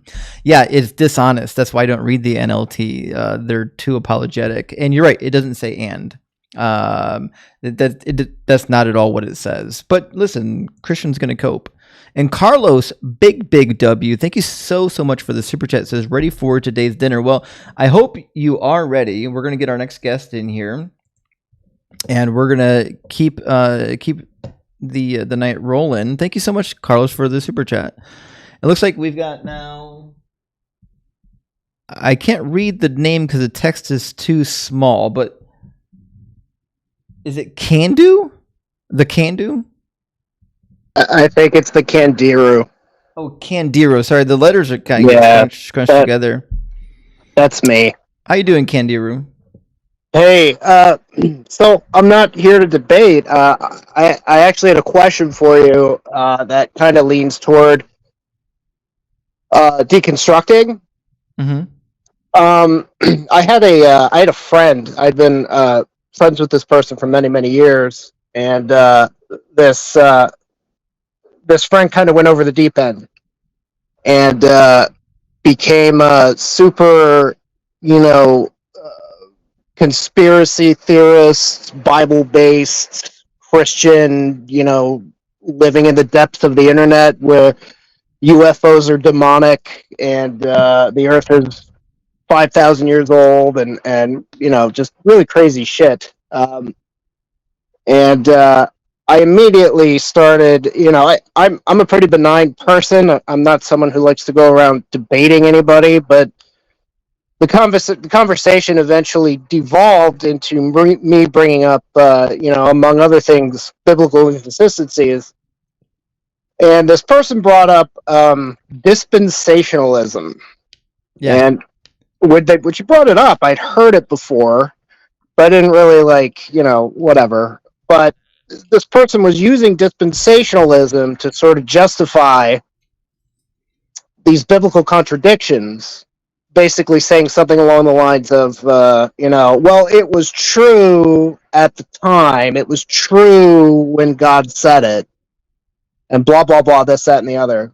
And this was years ago. I haven't talked to the person since. But well, that's not really how dispensationalism works. Like dispensationalism is that there's typically dispensations, sometimes a period of 1,000 years, where, I mean, it's not usually always 1,000, depends on who you ask, but where like God is doing different things in this dispensation. So you might say, well, like in this dispensation, God gave the law, and this is why he gave the law. But now in this new dispensation, we don't have the law, right? So that's kind of like the idea of dispensations. It gets you from point A to point B, even though things are changing. But dispensationalism never gets rid of contradictions. Like if one verse says something that is just a straight statement, and another verse later says the exact opposite, like what we were just reading in John 3:13, no one has ascended into heaven, when we know that Elijah has ascended into heaven. Well, listen, dispensationalism will never fix that.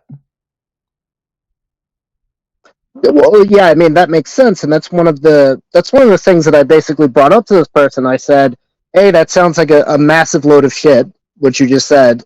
Not you, but this person when they said it to me. And B, those contradictions are still there.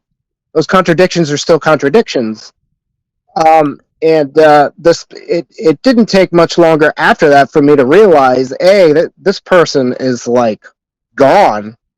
And B, it became very clear that I'm probably never going to talk to this person again. And I didn't. This was several years ago. But I was kind of left haunted by it, only because, it doesn't make me doubt anything. But it was haunting in that this person was so ready to sort of dismiss reason, being reasonable, in favor of this absolute nonsense. And ever since then, I've kind of felt like, the more I see in the world around me, the more I see in the society around me, like everybody's going crazy. And sometimes I guess I just don't know how to deal with it. And I don't know, as someone who's deconstructed, how do you see things? Like, how do you sort of deal with the craziness that's going on around us? And sometimes, the craziness that I hear some of these people calling in, some of the things I hear them justifying, some of the things I hear coming out of their mouths, it's like, what do we do in the face of that? Yeah, so I think there's a couple things, right? So, for example, it's important to remember that a lot of the people who are saying these crazy things, are otherwise normal people, but they've been brainwashed. They've been raised to believe the nonsense, right? So, for example, like I know very intelligent people. I know people with PhDs who believe in the nonsense. I know a medical doctor who's a devout Christian, right? So, like a lot of times these people, they just don't, the amount of critical thinking that they use in everyday life, they just don't apply it to the religion, right? Because they assume it's true for the same reason that like once somebody gets really comfortable like watching a particular news station, they stop looking at the news station critical. But when they see a different news station, when they haven't seen before, they're being rather critical of like the article, especially if it's political, right? So like we have blind spots where once we've learned to trust something, we stop thinking critically about it. When we don't do that with everything, we like normally we're actually pretty critical thinkers.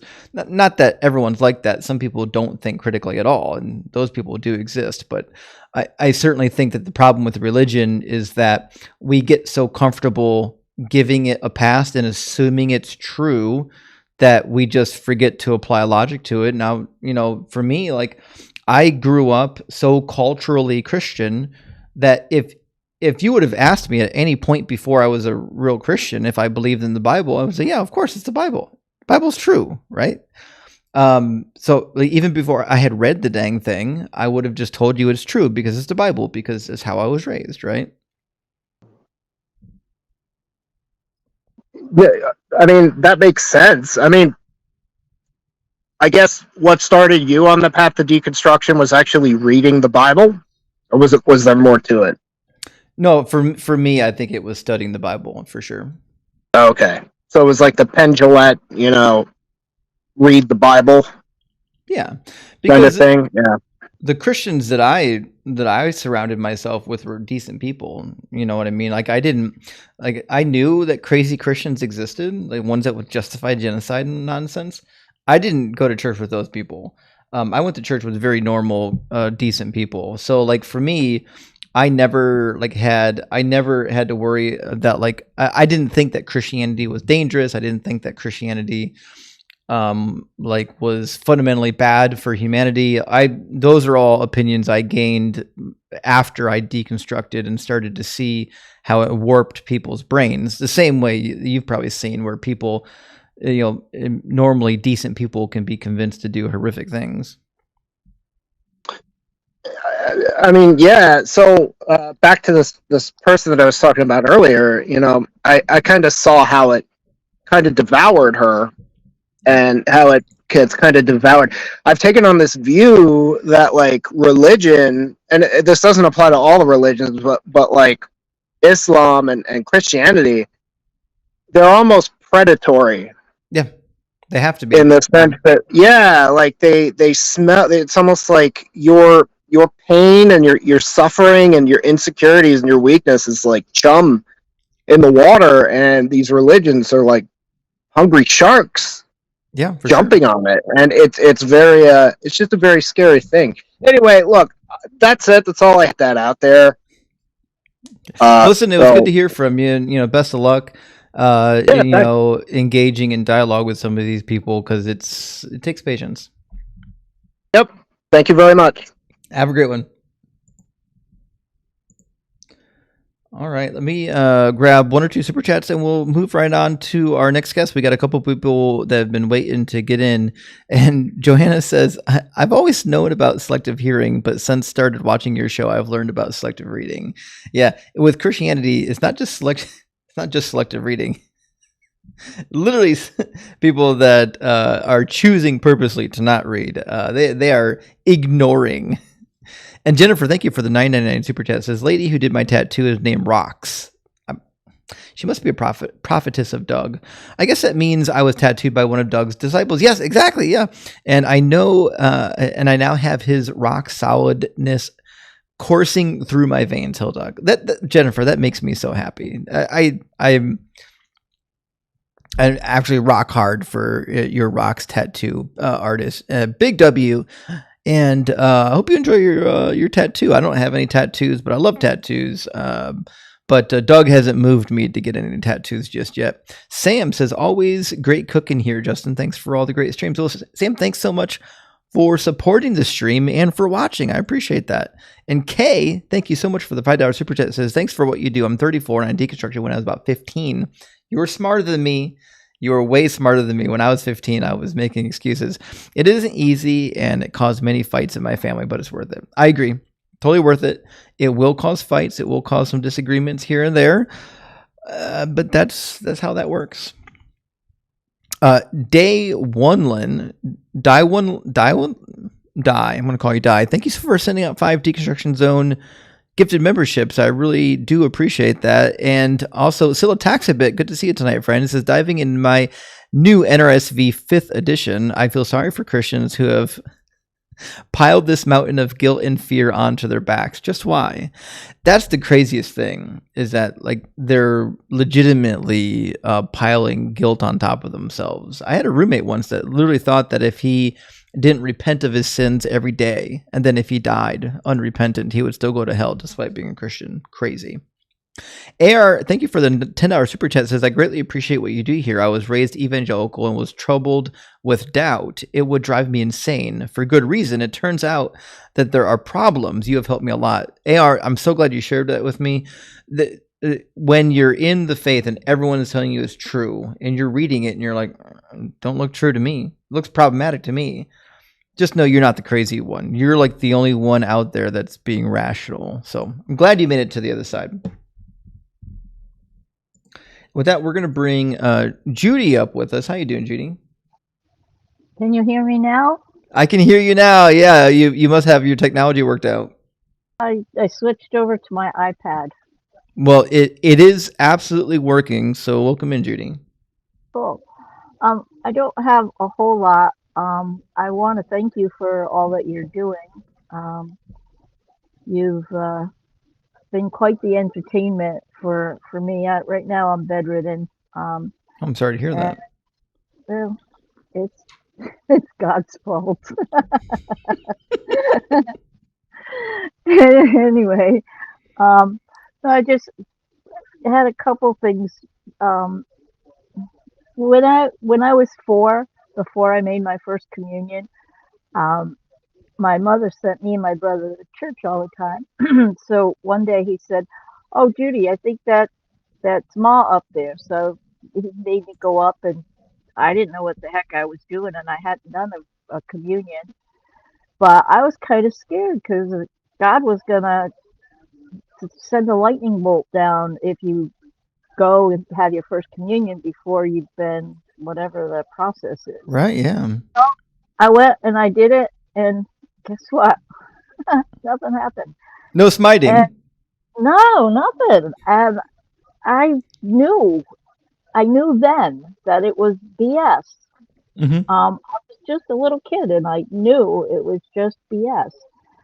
Um, and the other night, my son and I were having a conversation, and he's talking about like the Bible, religion being more occult as as opposed to anything else. Just a way to control people. And he says, but he says, I don't like hearing that there's no God.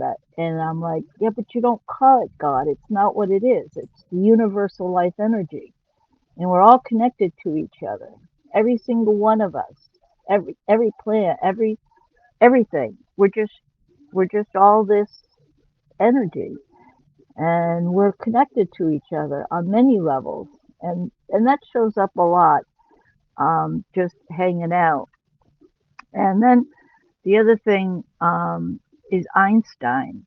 He um, had a interview with somebody. It was like one of his last interviews, and he talked about um, like the energy, and uh, you know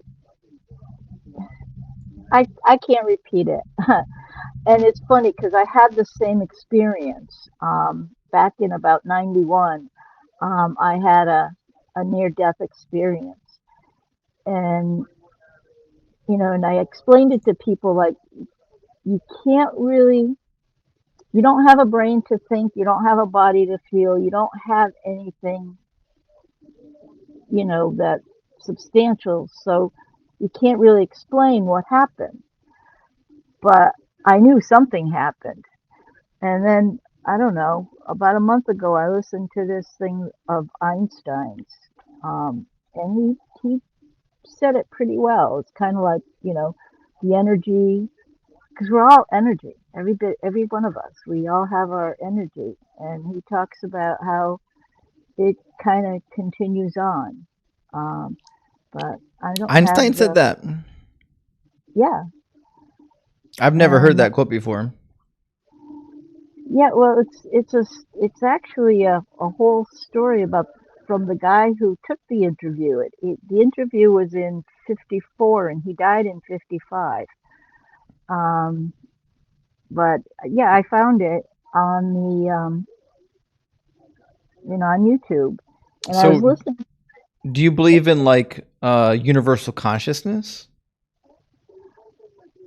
I'm not, kind of, sorta. I believe that we are all, like if you start with the Big Bang, you know, I mean, whatever was there, I mean, energy does it. You can't get rid of it, and you can't add to it, type thing. So Yeah, it can't be created or destroyed.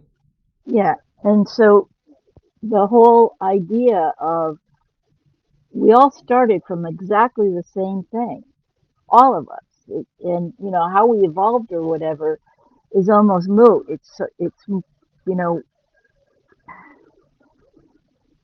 I don't believe that there's any kind of a guy with a long beard or anybody that has any kind of control. I think it's us who does. I Yeah, think it's certainly not a guy up there who's like concerned about what you're doing with yourself in your bedroom. That's crazy. exactly. But I think it's the important thing is trying to pull people together. Well, Um, I'm all about that, Judy. I want to bring people together, not divide people. That's why I want to get rid of religions. Religions divide people, and it causes us to have animosity where there really doesn't need to be any. correct. It's Yeah. kind of crazy. But I've just been listening to you for a while, and you've been an inspiration. And I've listened to other people, and I find myself saying, "Yeah, but bring up the slaves," or stuff like that when they're talking to other Yeah. non-believers. But I Well, I do appreciate appreciate, that, Judy. It's very kind of you. and you're a joy to listen to. Well, Big W, thank you for listening. And W mean? what's that? What does big W mean? Oh, that just means big win. Okay, cool. Sorry, it's a sports term, but it gets used a lot online. No, I'm 66 years old, so I'm a little bit behind. I mean, So, listen, I get it. I walk in the conversations online with Gen Z, and I have no idea what's happening. I have to inquire myself. I'm no hmm spring chicken anymore either. But listen, you're here, and you're learning, and you're so. I mean, definitely a win for you for being out here and learning and growing. well, I just wanted I've been dying to talk to you just to say hey and to say thank you. Well, thank you, Judy. I really appreciate it. And definitely, if you're interested, join our Discord. There's a link in my profile to a Discord. It's an offline community where we talk about a lot of these subjects, and you can direct message people there. Okay, I will try to find it. I believe I in mean, you. I've subscribed to you to. I think you have two channels, and I subscribe. Well, I subscribe to you regardless. Well, thank you so Uh, much. so I'll go digging for it. And thank you very much. And you have a great night, Hey, sister. thanks. Have a great one, Judy. Okay, bye. Well, she was delightful. Big W for Judy. I'm glad she stopped in to say hi.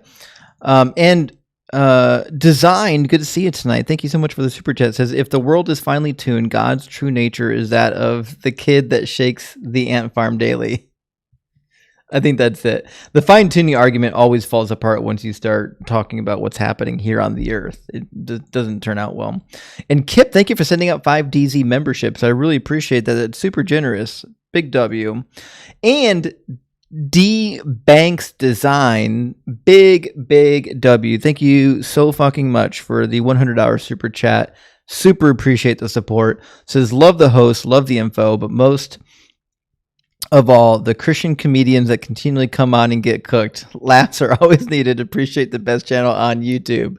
Well, thank you so much, D Banks Design. I totally appreciate that, and thanks for watching. Thanks for supporting, and thanks for cheering on. We're gonna keep cooking. We got people in the queue waiting to come in, and the Bard one. Thank you for the super chat. Says, hey Justin, if you haven't already, could you please give your take on Dr. Hillman and what's going on in Mark 14:51. So this is a passage where Jesus is theoretically discovered with a young boy, who's not fully clothed. But that's not really the way the story reads. Dr. Hillman is a mook. He has no idea what he's talking about. He just says sensationalized stuff to get noticed. He's a goof.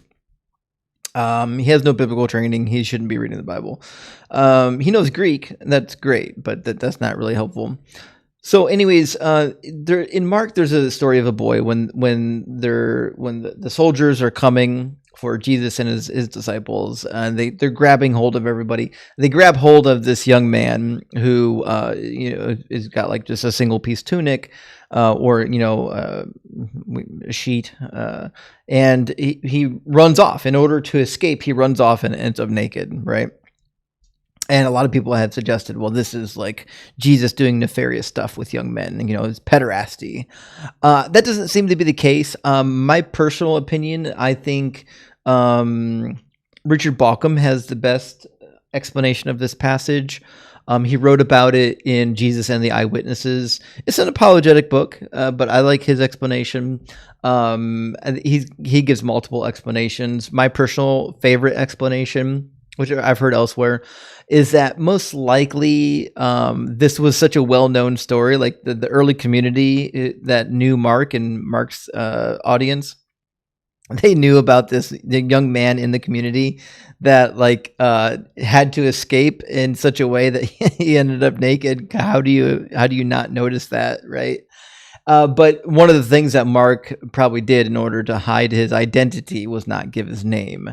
But probably it was kind of like, hey, so-and-so was there, just so you know. I can't tell you who it was because I'm not giving away the names of all these people that were there, lest they be rounded up and persecuted. But this kid was there, and you all know the kid. You all know who I'm talking about. He was the one that ran away naked, right? So that's one excuse or one explanation. Another explanation could be that it's an allegorical take, and that certainly could be the case. It could be an allegory for something else. I don't know what it would be an allegory for, but a lot of scholars have endeavored to tell you what they think it's an allegory for. St. Brush says, big win, Judy. Hail, Judy. I agree. Big win, Judy. Big win, Judy.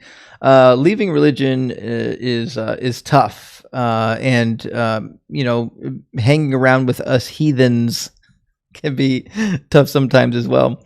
And quantum binoids. Thank you for the super chat. It says, hail, Doug, and thank you, Justin. You keep me calm while driving with tongue speakers and end times prophecy. Keep up what you do.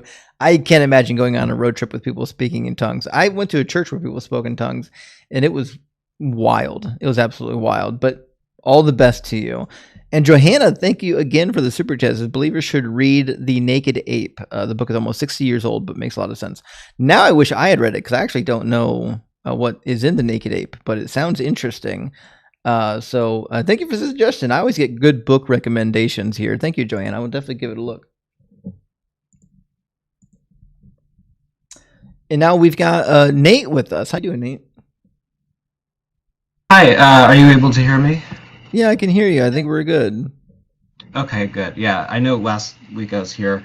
I got absolutely roasted by the Discord chat. But either way, I just wanted to just ask a few things, more about clarity, because even just the word deconstruction, I had initially just interpreted that to be like, in philosophy, there's Derrida, who was like an anti-realist deconstructionist, where he didn't even like everything is a word game. But you're talking more about faith deconstruction when it comes to more, not so much deconstructing everything, but simply deconstructing, reprogramming what you were learned that simply isn't true. Is that more correct?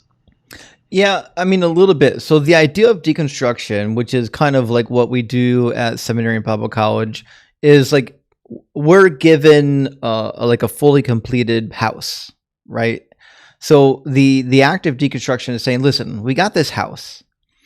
Maybe the bones are rotten. Maybe the siding needs replaced. Maybe the windows need double paned. So the idea is that, listen, we're going to take this all down. We're going to strip it down to the studs, and we're going to see what part of this is worth keeping, what part of this makes sense, and what part of it doesn't make sense. So we're literally taking it apart. We're reverse engineering it in a way, and we're saying, okay, does what we've been given, does it make sense? Yeah. No, I agree. I just know that in like I'm just saying, like, if you even look at Wikipedia, the type of deconstruction that you see is not the same kind that, like, it sounds more faith deconstruction. There was like this kind of anti-realist movement, but it's semantics at this point. But another couple of things I just wanted to ask. I agree that like the term transcendentals, like philosophy bros have used it like kind of, to kind of mean abstract fixed things. But I had heard of the term emergent properties, and I felt like that kind of, even if it's not like like the best thing that, you know, it describes everything. Like, I feel like the idea that there are emergent orders of things, like of simply justice, because you talked about occasionally like good and bad can be subjective to us, but like you can't deny justice. So when arguing God and stuff, like if you're saying that, you know, we can say that it feels good or bad, but if we're talking about like genocide, the reason why we can't just say it's subjective there is because like justice exists. And I was just wondering if that follows, or I'm just kind of getting too much into some philosophy bro content myself. So I do like what you said. First of all, like good and bad are inherently subjective, and sometimes even justice is subjective, because the idea of justice is that everyone gets or doesn't get what they deserve. And so the question is sometimes, well, what do they deserve? Like we don't always know. Like, for example, we don't always agree on what the punishment might be for a crime, but we do agree that the idea of justice is that everyone should have some sort of fair treatment, right? But to me, I find this to be just like the laws of logic. I think these are prescriptive. Justice only exists because we've defined something that we believe in, and we just happen to call it justice. And I think animals have a sense of justice as well. Like, we've done studies with animals. Bees, yeah, they seem to have a sense of justice. Yeah, and ants. Like what I've learned also is just like, at least in my mind, when I hear subjective or relative, like my mind initially jumps to relativism. But I think of it like in economics, there's like subjective value, but it doesn't mean that it is subjectivism. And I just wanted to make sure that, like, you know, you don't like, if anything, like objectivism or something would be prior to even like God, or maybe I'm not articulating it well, but I guess the other last thing, because obviously you have other people. I just wanted to ask also about I don't know if you've heard of, you may have heard of Jung and the idea of rites of passage and maturity and growth. There's also people like Eliade and ritual theory, and Rudolf Otto and numinosity. And I was just wondering if there's any other ideas that, while you can certainly, you know, if the Bible's a historical, you know, what maybe can you take out of it, if, you know, even a consolation that can help, I think, you know, help help people flourish from learning about the cognitive side of religion. Sure. So like Jung and people that came after had this idea of like, we have these archetypals, narratives that keep showing up over and over again. And it seems like humans have this propensity to be drawn towards archetypes. And some scholars have written about this. There's a scholar named Daniel Hawk who wrote a commentary on Joshua that sort of dug into some of the classic archetypes and how they show up in the Bible. And he had this idea that, like, the reason why these archetypes show up in the Bible is because they so well transmit and communicate some of the most important principles that are being taught in the Bible. So this idea that, you know, people that are lowest on the food chain shouldn't be oppressed. The idea that finding somebody that you truly love is a worthwhile endeavor, even if it's painful. So like, but his point of view was not that God planned it, or that these are transcendental or anything like that, but just that these are values that we developed as human beings living in society, and so they're somewhat subjective. But I do agree with that. I think we can find these like people in the Bible that embody these archetypes, and they communicate really good messages to us. Now, of course, sometimes they communicate bad messages, but like if you're reading Judges and you see where the people of Israel are being attacked, and Jael invites, you know, a leader into the tent to supposedly rest, and then sneaks a tent peg and puts it through his head. We get this story of like this no-name non-hero who becomes the hero of the story. We love that kind of shit. Like it just is such a good warms your story, heart. right? Yeah. And I guess just with that, I also just wanted to point out, you were talking about Jehovah's Witnesses. XJW Panda Tower, he has a 10-minute, like, all-in-one, like, the story of Jehovah's Witnesses. It is insane. And I was also just looking into, there's a good reason all the excommunication that Jehovah's Witnesses does. They are arguably them and Christian Scientists are some of the bottom of the barrel when it comes to their ethical practices. So just, if anyone is interested in what not to do, I would just, highly recommend just knowing not to go there.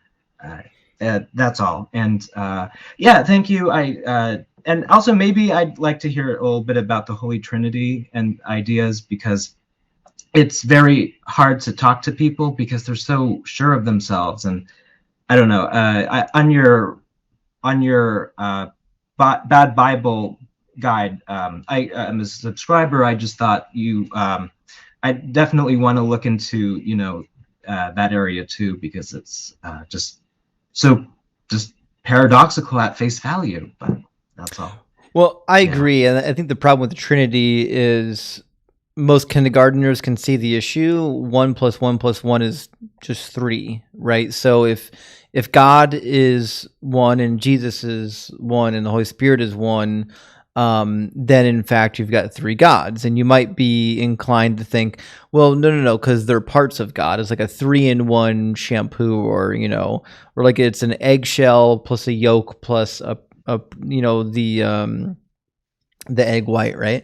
But I mean, that's just a heresy that was rejected pretty early by the church. And there's areas that it even says in Scripture, I and the Father are one, and it also says the Father is greater than me, where it's Jesus speaking. And I just, for the life of me, there is a direct contradiction. So it's not like, it's like, words don't mean words, as you say all the time. And I just couldn't agree more that, like, they can say it's an identity, logic thing, but I just really thought that, it's so easy to go into that, and some people are just so it's kindergartner logic. And so the idea of partialism, that God is parts, is condemned super early in the church. It's a heresy. The idea, and people are already saying in the comments, the idea that, well, it's not that God is a parts, it's more like the phases of water. Like, but that's another heresy. That's modalism. God, because modalism couldn't be true, because then Jesus would not be praying to anybody when he was here on the earth.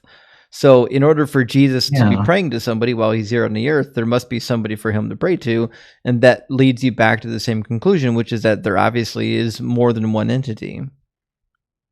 Yeah, and it's just, it's just at face value, that's what the words are saying. And it's just, I think that for me, the clearest evidence that when people are, making up stuff, like if words mean something, at face value, this is, at least for me, the easiest to just point out, but I digress. Yeah. And I know you have other people in the queue, so thank you so much. And I wish you and your audience the best.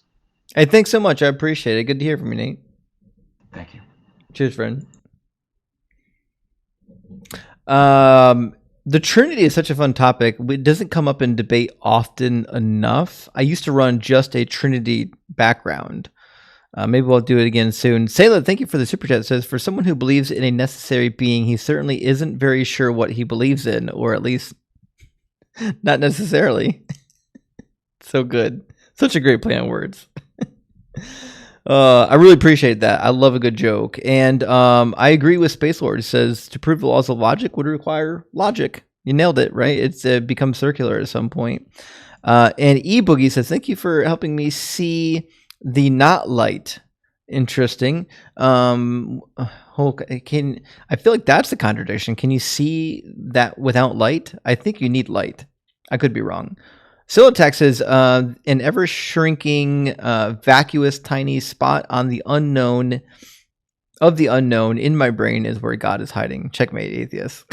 Oh, Scylla, listen, Scylla. That is where God exists, in the vacuous parts of the brain. You are actually correct there.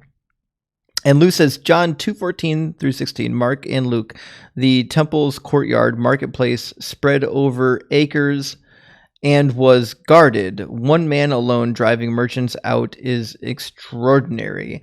Yeah, so John chapter 2, also Luke Matthew chapter 23.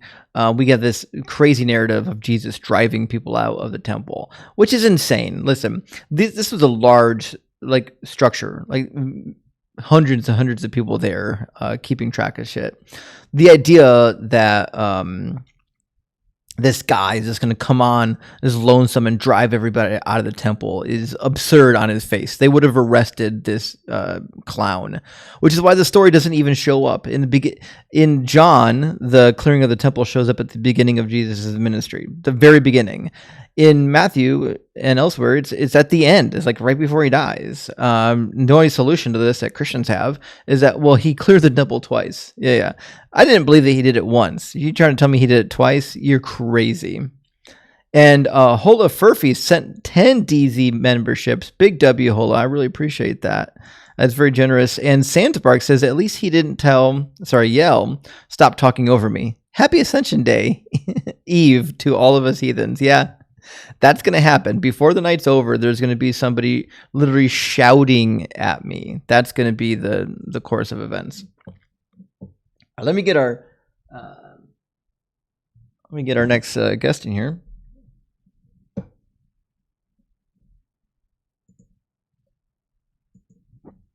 And we've got Mike with us now. How you doing, Mike? Hello.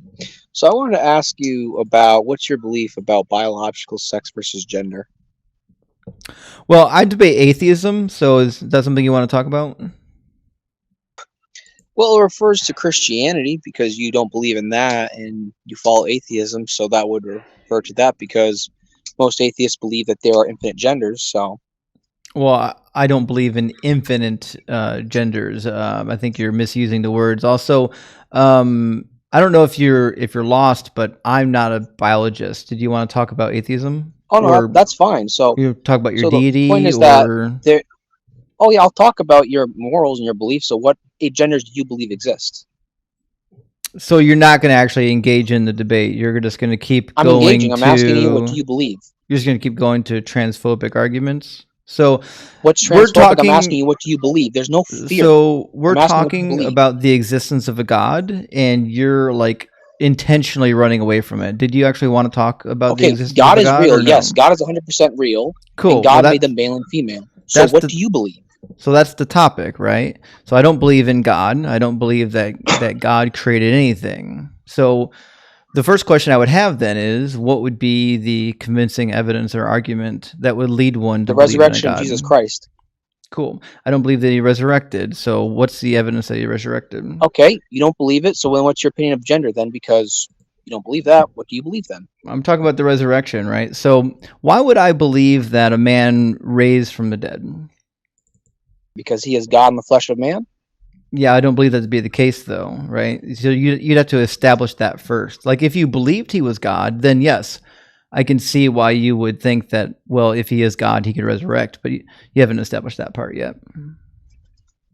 So which part do you want me to do? Where Josephus said it, or the other scribes that said it, that recorded it at the time? Well, Josephus didn't actually say it. We've got multiple editions of Josephus, and funny that the earliest quotations from Antiquities of the Jews, chapter 18, specifically from the early church prior to the 4th century, don't mention any of that. All of it seems to have come long after that and is preserved. Where's the evidence for that from the scholars who research the text?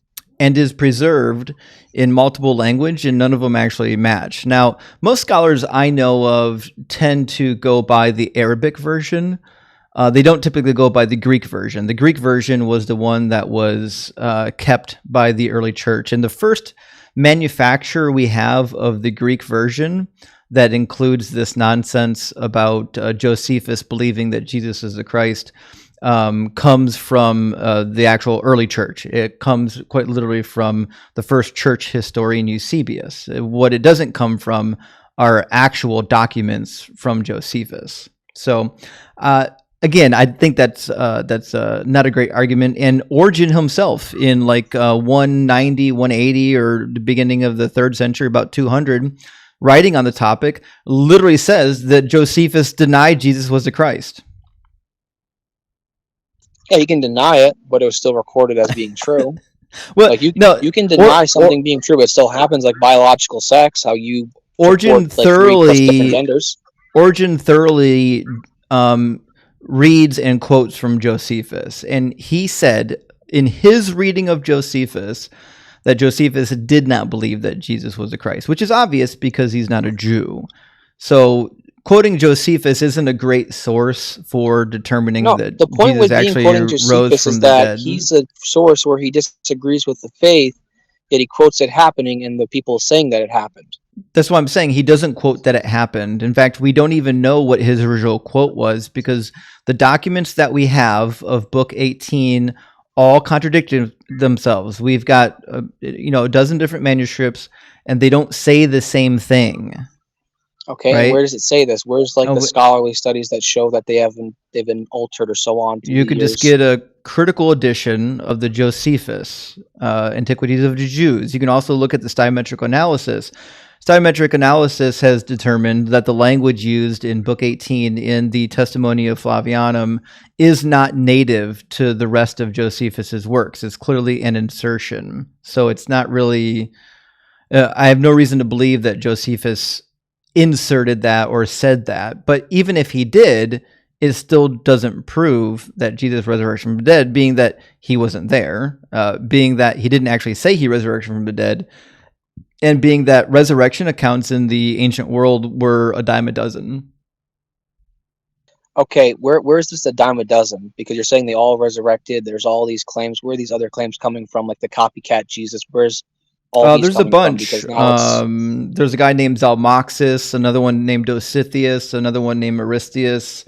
There's actually a woman who resurrected named Calero, and Alcestis resurrected as well. There's a bunch of people in the ancient world around Jesus' time period that were supposedly resurrected from the dead. So let me ask you this. Do you believe Jesus Christ was a real historical figure, or do you think he was fictional? I think he probably was a real human being, but the texts that we have about him are fiction. Like the stuff that talks about his life is mythology. Okay. So he's mythology, so you wouldn't quote it where people would miscribe people as being dead, but they'd be in a temporary coma, then they'd be resurrected, they'd come back to life in that way. You wouldn't think of that. Okay. Well, I mean, if you ask the Muslims, like, they believe in swoon theory. I don't believe in swoon theory. Some people believe that his body was switched out. I don't believe in that. I think the best way to read the resurrection narrative is in line with the other texts from the time period, right? We know, for example, that grave robbers were stealing from graves, especially graves that were owned by wealthy people. If Joseph of Arimathea existed and he was wealthy, then obviously that would be a grave to target. Typically, when grave robbers robbed these graves, they took the dead bodies with them. If the bodies were alive, they would sell them as a slave. In fact, this actually happened to a young woman that is talked about in the Greek and Roman literature, where she was thought to have been dead. Her body was laid in a tomb along with a bunch of gifts and other wealth. Grave robbers came to take what was buried with her, discovered, in fact, that she wasn't completely dead, kidnapped her, took her, and then sold her as a slave elsewhere. And she was only seen again many years later, when everyone had thought that she was actually dead, and then resurrected. When they discovered her, they thought that she was resurrected, and she had to tell them, no, I wasn't resurrected. I was kidnapped, and I wasn't fully dead. I came back to life. So I think probably Jesus' body was probably kidnapped, or we don't even know where his body ever was, and it was all completely fabricated. And I think there was we do probably know there was a temple where his body was, and it should have been by Pontius Pilate or no. whoever We have it was no idea where his body that was he's laid. given the tomb of. We have no idea where his body was laid. So the Church of the Holy Sepulchre, that's just fiction, not real, not based on any location? Yep. Okay, so that's fanfic. Okay, so since we're speaking of fanfics, what do you think about gender then? Because you keep dodging the question about gender. I think maybe you should talk to a biologist. So I debate religion. Okay, how about and I there's feel only like male and female, and you can't answer it? Nigger, nigger, get on the boat. Nigger, nigger, row, row, row. Nigger, nigger, get out of here. Nigger, nigger, go back You're to not Christ. gonna- Come on, do it. You're not going to get my life taken down. I'm on YouTube. You can act like an I'll infant do it. all Nigger, you nigger, want. nigger. Kick me off then. Not Answer the gonna work. question. Come on, say it. Male or female? Answer it. No, I'm just going to let you make a fool of yourself. Go ahead. That's fine. Niggers are evil. Kikes are evil. Kikes suck baby dick and murder children because that's blood libel. That's what they do. Holocaust is a lie. 6 million never happened. Come on, Wow. remove me from the live. You know what I'm saying is true. That's why you can't stand it. No, I'm just letting you make a fool of yourself right now. That's all. Anyways, so read the 14 words. We must secure the existence of our future, or of our people and our future for white We're children. not going to do any of that. Obviously, there's people like All right, well, listen, child, go back to your mommy and daddy and come back when like you're old enough that your testes have actually descended. I'm not going to entertain any more of this. And that's Christianity in a nutshell, guys. That is why we do these live streams, because that is the type of people that adhere to these dangerous, toxic religions, because that's the only thing they can find that will, quite literally, endorse such behaviors. Anyways. He couldn't actually stand topic, couldn't defend his views. Actually, he's come up before. I recognize his voice. He's come up before demanding that I debate him on the trans topic, and it always ends the same way. I don't know why he thinks that he's somehow gonna goad me into getting off topic. Anyways, we'll move on to the next one. Let me grab a couple super chats. Hold on. Johanna says, a unicorn stuffy is the perfect gift for Christian parents to give their child. It's as far-fetched as their holy book. You nailed it, actually. I still want to make a plushie of the life-granting unicorn. I need to make this happen. It needs to be a thing. And Bryce, thank you for the super chat, says, assuming that the universe is orderly is an example of pattern-seeking brains counting the hits and ignoring the misses, and also narcissism. That's a good point. We talk about pareidolia quite often when these arguments come up. And I agree with you, Bryce. It's this, we're so programmed to seek the patterns that we see them even when they don't exist. And Bryce, again, thank you so much. Says, I'm glad that Miles dropped the Philbro routine and started having a real conversation.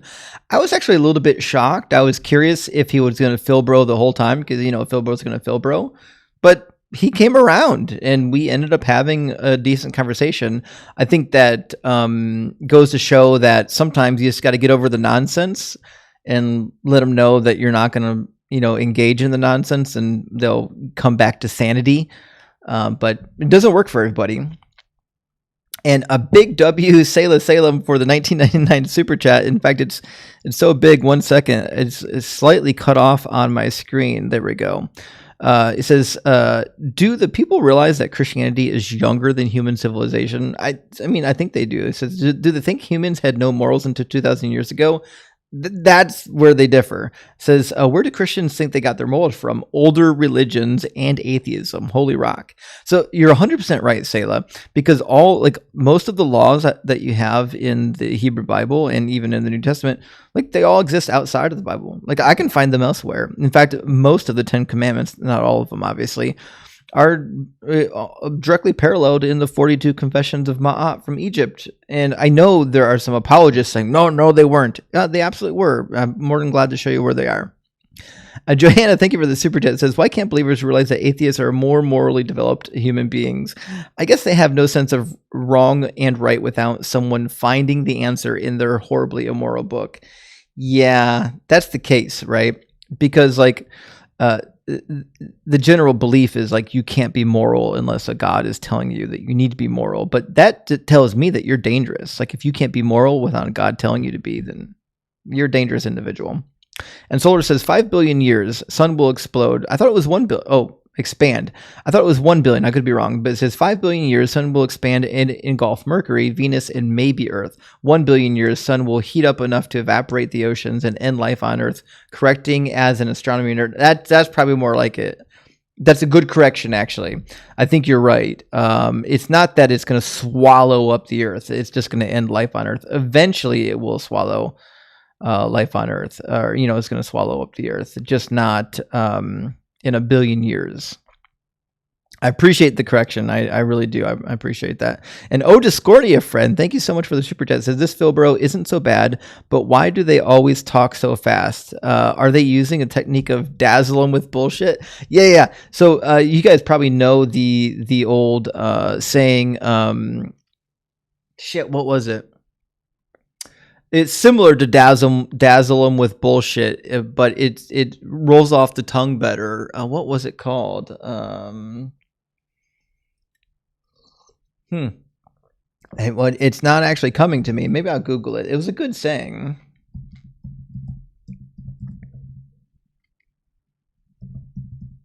What was it? Yeah, dazzle them with brilliance, baffle them with bullshit. That's the one I was thinking of. Dazzle them with brilliance, baffle them with bullshit. Yeah, there's a lot of baffling with bullshit happening out here. That's just the facts of the matter. Let me grab like 2 more super chat friends, and we'll grab our next guest. Retired bomb tech, big W. Thank you for the $20 super chat. It says retired from the military after 20 years. Thank you for serving, by the way. Your show is one of the few things in the civilian world that keeps me sane. Your humor reminds me a little of the military. Here's some cash for your cooking fun, partner. Well, thank you so much, retired bomb tech. And thank you for serving. Listen, that's a difficult thing to do. I've got family that are in the service. And listen, you're doing things that a lot of normal people aren't willing to do. You've already done them. So thank you so much for serving. And thank you for watching and supporting the channel. And last one for now, Matt Vernon, thank you so much for the $20 super chat. It says, isn't it problematic for the Jesus was God theory that Jesus didn't appear to know that the major stories of the Exodus and invasion of Canaan were untrue? It seems like something he should have known. Maybe. I'm in complete agreement with you, right? This idea that Jesus flubs on the Old Testament all the time is deeply problematic for me, at least. It's super big problem, and we talk about Psalm 110 a lot on this particular issue. Let me get our next guest in from the queue. And Vic, thank you so much for the $20 super thanks. I super appreciate that. Is deeply problematic for me, at least. It's super.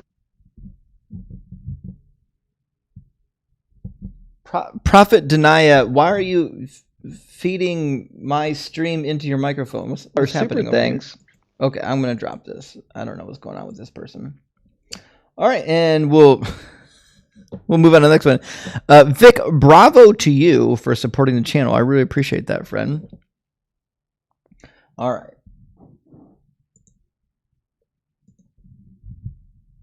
And we're going to get, looks like Kaysen in here, although Kaysen looks like they might have disconnected, or maybe they need to refresh the browser. Kaysen, can you hear me?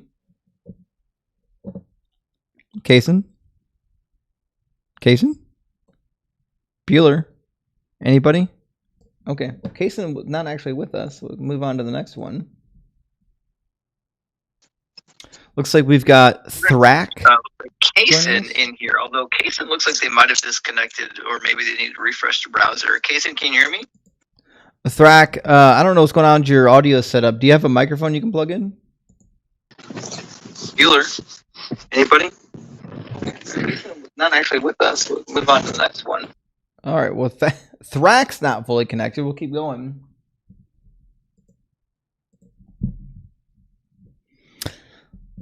Looks like we've got joining us now Rat. Rat, can you hear me?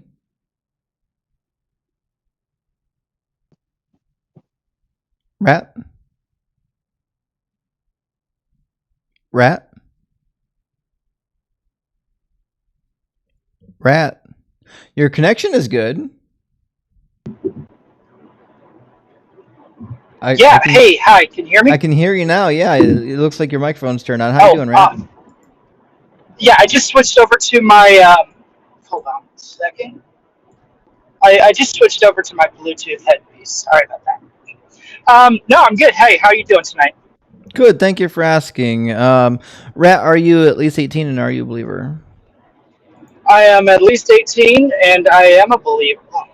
Cool. Yeah, I'm a believer. All right. And which God do you believe in? I I believe in the Father. I'm At least the one that Jesus proclaims. Gotcha. So you're a Christian. Yeah, I'll Cool. take that. I'll take that title for lack of a better use. But some people here in the calls are really making me wish for a better title. Trust me, I get that. I get that. So, what'd be the best evidence or argument for the Christian God being real? Uh, that's a great question, and I've been thinking about it. The best evidence I got is just purely anecdotal, just stuff that's occurred in my life that makes me point towards something outside of at least the tangible. Would you accept that for somebody of another religion? Oh yeah. Right. So, I'll give you an example Oh, yeah. because, like, when I was a young apologist, I was engaging. I thought that miracles and testimonies of miracles were super powerful for Christianity. So I started talking to Muslims and whatnot on the other side of the world back when the internet was still new, asking about Yeah. why they believe in their religion. And I came to discover that they had just the same types of testimonies and miracles that I had, which led me then to the conclusion, obviously, that maybe those aren't the best evidences. Oh, sure. I don't necessarily deny that the Muslims do believe in a God that is influential and affecting this realm, if that Right, makes but sense. what I'm suggesting is that if the Muslims are reporting the same types of stories as the Christians, then either both of them are right or both of them are wrong. Yeah, fair enough. Yeah, Makes and sense, I agree with that. Yeah, yeah, right? I agree with And that 100%. Yeah, so, if what I experience is similar to someone in a different faith, 100%. Yeah, we're either right, both so right or both wrong. right, exactly. So from my point of view, if I took your personal story to be serious proof, then I'd have to take everybody else's, and then I'd end up being, polytheistic. I'd believe in all the gods. I would never ask you to take my personal stories as proof. That's personal. It's a personal story. It's purely on me. Sure. Okay. Well, then, Yeah. from my point of view, if you don't have anything other than anecdote, I'm not sure there's much for us to cover because I don't think anecdotes are helpful. Yeah, 100%. I get that totally. And I guess the topic of the podcast is my God is imaginary, or your God is imaginary. Prove me wrong, right? Sure. And I really don't know how I could prove you wrong, given that the amount of evidence I would have to bring to the table, well, beyond my personal beliefs, is easily uh, easily construed as like a natural or like this is just our experience. I'm bad with words. You have to understand. No, Um, I agree with you. So basically, when I was a young Christian, I had one of my religion teachers in Catholic school tell me we were talking about the Bible, and some difficult questions came up, and she said, at the end of the day, what we believe is a faith and not a fact, and you can't prove it to people. And so, I mean, I appreciate that it seems like you've come to that realization. The reality is, though, most Christians don't believe that. Most Christians believe that it's a fact, and that I'm the dummy for not believing it. So that's kind of why we do these I live streams. Oh yeah, totally. I just want. Well, the main reason why I'm calling, and I apologize ahead of time. I'm driving along the 70, so if my connection cuts out, we cut out. But um, I'm mostly calling in because I have a buddy who's a big fan of your show. Hey, Adam, and we have a lot of in-depth discussions about religion and super low-level philosophy. I'm not a philosopher. I'm not a super deep thinker. I'm trying to do super deep critical thinking now, but like I haven't been for the vast majority of my life. And so he wanted me to call in and have a chat with you and discuss some of the things that we talked about. And it's just that's mostly why I'm calling in. I wanted to talk about the fact that, well, not the fact that, well, my opinion is that Jesus, if we're to take the Bible story at its face, the Old Testament deity, Yahweh, is not the deity that Jesus professed in the New Testament. Sounds like you're not a Christian. That's why I don't want to. That's why I'll accept the title, but I don't really want, because I don't believe in the Trinity, and I don't worship Yahweh, a deceitful, the father of lies, as Jesus proclaimed him to be, and that's where I'm at. Interesting. So all right. So you believe maybe in line with some of the Gnostics, perhaps. And I've been trying to avoid falling into the Gnostic rabbit hole, but it's like I'm like treading over the edge, and I see it, and it's scary. Right, yeah. And so you might fall into like adoptionism, where Jesus wasn't the Son of God, like actually, but was more like an adopted Son of God. Is that kind of where you're at?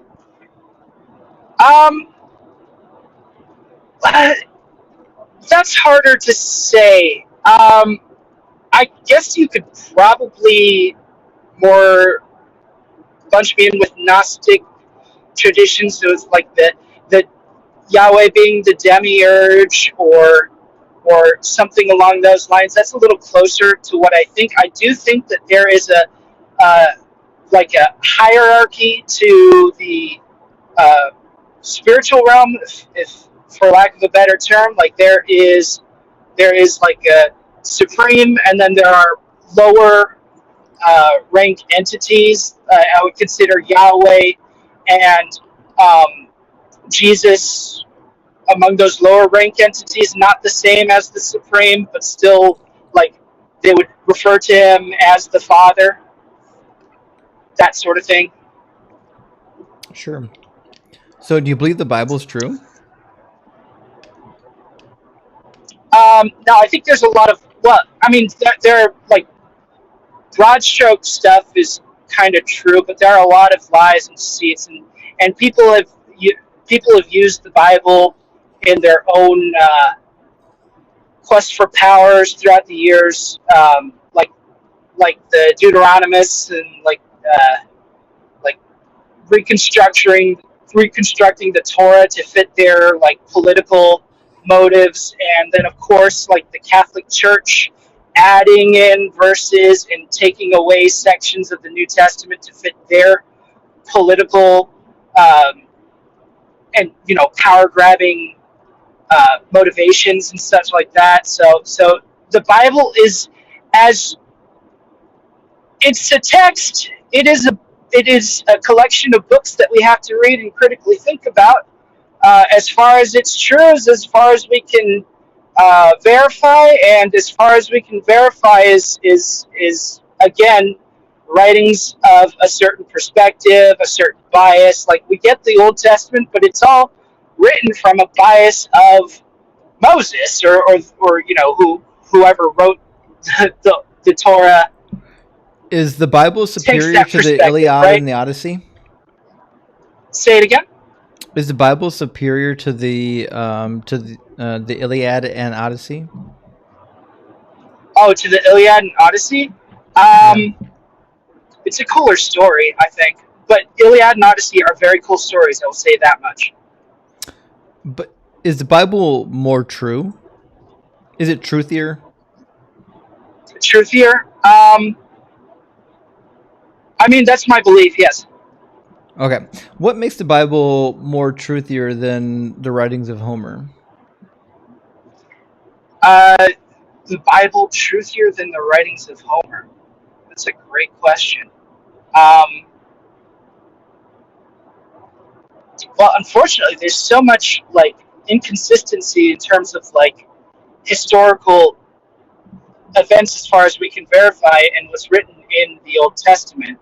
And even so, with the New Testament, we do have a general outline of what happened with the apostles directly after Jesus. But again, it's only as verified as we have historical evidence and records of, right? So, what makes it truthier is I mean, it's not much of an evidence so much as it's like so many people believe it, and it's lasted for so long. So on that grounds, it's a little bit truthier. Like you don't find people preaching Homer or preaching the Iliad today. There might be some, but like there's a lot more like influence of the Bible, and I would guess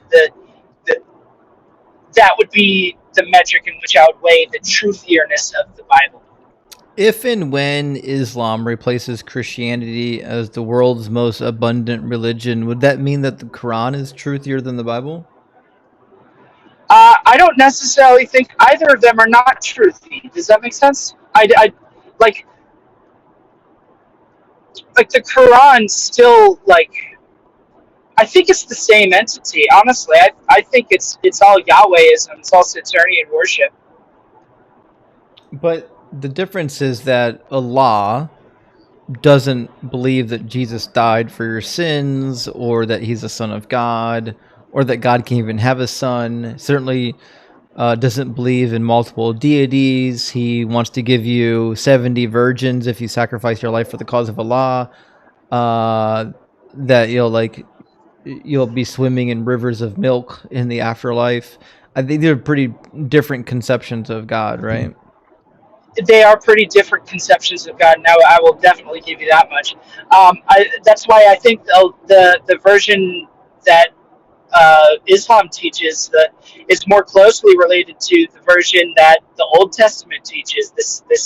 This horrible, awful deity that sends his army to massacre people and enforces rape marriage and enforces the stoning of homos and the stoning of like unfaithful women and stuff like that. It aligns more with the Old Testament deity, right? So than what I would see in the New Testament, who is the Father who Jesus talks about is loving, is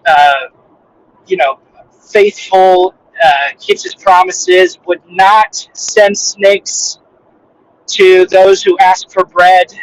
But he does in Numbers.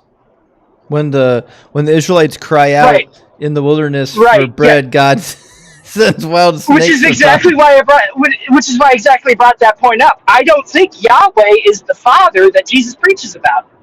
Right. So let me ask you a question. It sounds to me like you probably have a Christian background and you're realizing some of the absurdities in the Bible, and therefore you're kind of Baptist, charismatic, born into a charismatic megachurch and raised Baptist from when I was like 8.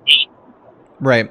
So you're seeing the problems with some of the Bible, and you're reconstructing a faith that seems to line up with your understanding of the Bible.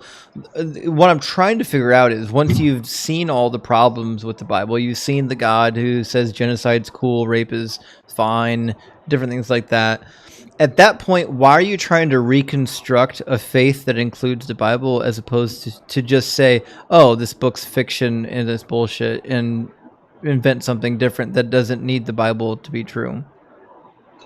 And the only thing I could give you is, again, personal anecdote, like events that happened to me that directly correspond with Jesus, and that's all I can do. Like I can't, like I can give up on the Bible, but it wouldn't change the events that happened in my life. It's kind of, I'm kind of in that tricky position here, and I understand that like what I'm saying is completely heretical to the core. Like I'm not at this point. I'm not part of the Christian religion because it's my beliefs are so counter to like Christian Yeah, industrial American that's for Christian sure. industrial beliefs. Yeah, Yeah. Okay. So like I think most of them are worshiping Yahweh. They do want to instate the law of sin and death.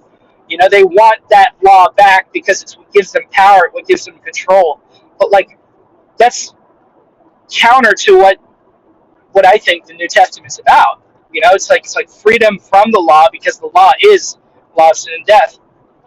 And then like being released from the law gives you freedom to be better than what the law held for us. You know what I mean?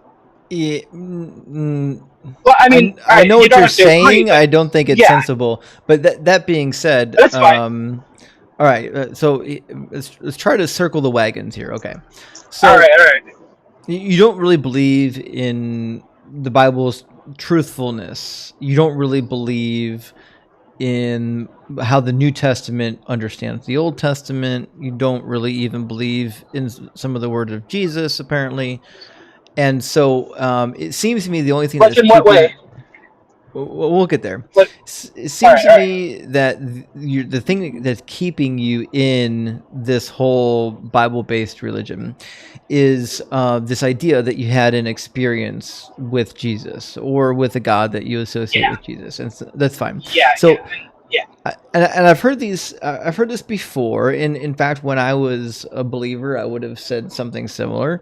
And here's kind of why I think these types of arguments are not great, because, and it's not an argument, but this is why this is not a great route to go down, right? So because Right, right, if you believe that you have like the God that you're talking about has appeared to you or made himself known to you or herself, and has somehow intervened in your life in some way, right?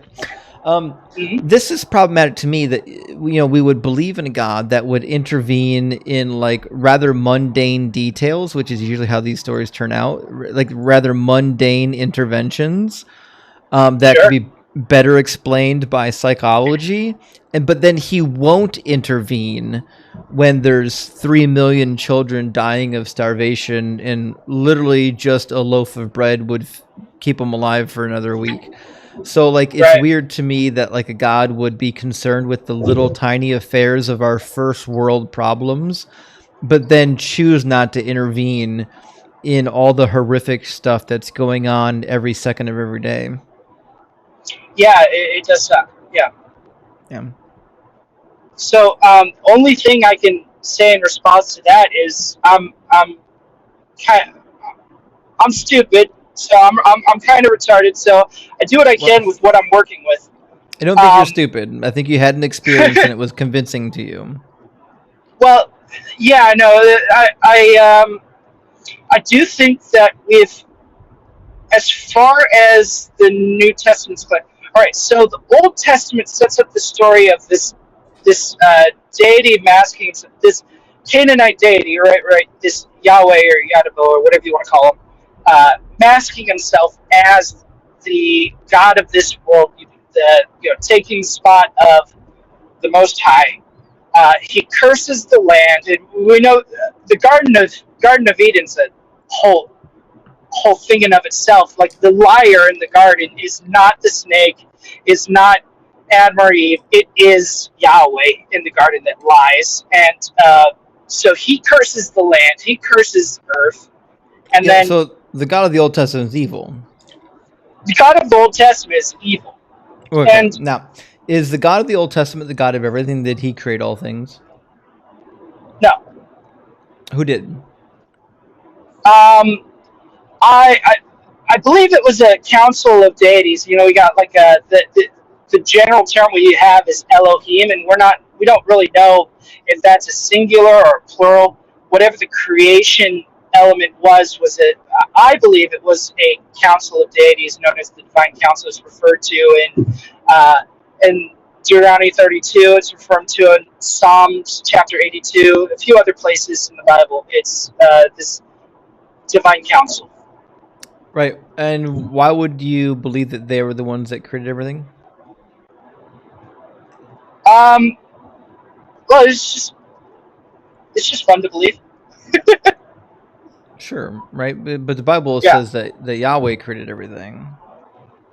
Well, no, Yahweh didn't start working on anything till Genesis chapter 2, verse 4. Well, no, I disagree. I think Yahweh in the Old Testament is conflated with El Elyon. Okay. Oh, I see what you're. Yeah. Okay. No, that's. So the reason see that. So the reason why Genesis 1 refers to Elohim creating and Genesis 2 refers to Yahweh creating is because they came from two different editors. And so how familiar are you with the documentary hypothesis? Not at all. What is this? Okay. So there's a theory referred to as documentary hypothesis. There's multiple versions of it. You can do like the supplementarian hypothesis or the fragmentary hypothesis. But they're all referring to the same thing, which is that we have different narratives that were at some point stitched together by editors. And we can, in fact, if you read the writings of like Julian Wellhausen or Casuto, or more recently Richard Elliott Freeman or Joel Baden, we can tell where these sources are based on the language that they're using and how the texts are written. And so what happened is the North and the South had different traditions. The Judeans and the Israelites were once different people. The Judeans worshipped Yahweh, and the northern tribes worshipped El, also referred to as Elohim, which is a concrete abstraction of the Hebrew named El. So what happened was they had to combine their cultural and religious heritage at some point, probably initially through the United Monarchy of David, and then again after the Assyrian invasion that decimated the 10 tribes of the north, and all their priests had to go south into Judea. So what they did is they took these separate narratives and they stitched them together into one meta-narrative and said, look, we're actually the same people that worship the same God. We should be unified. So what we have then is a composite text from two different regions, from two different actual people groups that are attempting to be conflated together. And that's why we have what seems to be two different gods in the Old Testament, is because originally they were two different gods. The problem is that the Bible has been so heavily edited that if you read all of the Hebrew Bible, it's clear that they want you to believe, and they're telling you that Elohim and Yahweh are the same deity. There's a number of passages that clearly state this. You just have to read enough of it to stumble upon them. Yeah. But yeah, well, I'm pretty sure that's like the vast majority opinion of the Bible is that that most believe that Yahweh is El or Elyon, right? I think that's the vast majority opinion. It's really only just I don't think I agree with a vast majority of people who believe the Bible. Yeah. So, anyways, my point is, like, when we get to the point where the Bible is so fragmented that either A, you have to invent multiple characters, or B, you have to take multiple characters and smush them into one. At some point, we should probably just come to the agreement that it's all fiction and it's not true. If it was true, we wouldn't have to, we wouldn't be finding these competing deities in the text. We would expect that it's unified, but we know that it's not unified. Because if we actually do the research on the source criticism, it's obvious that these are different texts that were later compiled together, making it to look like it's one unified text. Fair enough. Yeah, I can go along with that. I still don't know if that like undoes the work that the New Testament kind of gives us, like this Jesus character going through and saying, "Hey, actually, this law sucks. Just be a good person," Well, he didn't say that. type of thing. Well, no, he doesn't say that literally. Like he says, love your God with all your heart, soul, and mind, and then love your neighbor as yourself. All the law is summed up on those two principles, right?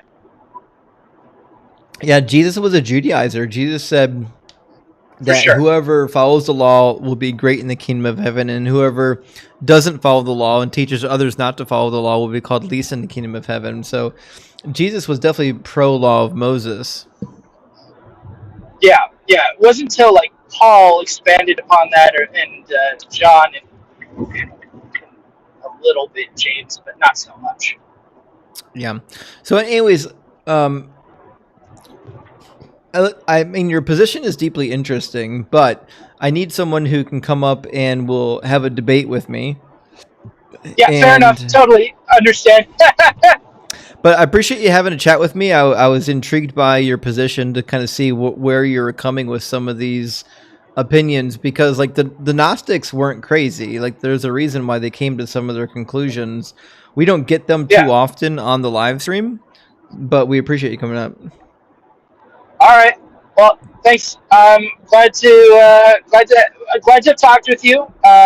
Again, have a good night. Hope you catch some good ones. Absolutely. Drive safe. Thanks. Bye. Cheers. And friends, just a short reminder, do not drive in live. That is dangerous. That's how you get hurt. We were talking to someone a couple months ago that literally hit a curb while talking to me. And I said, that's why you don't drive in live. That's why.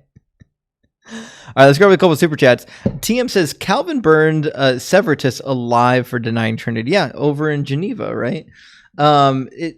This idea that only the Catholics were killing each other is not actually true. It's not.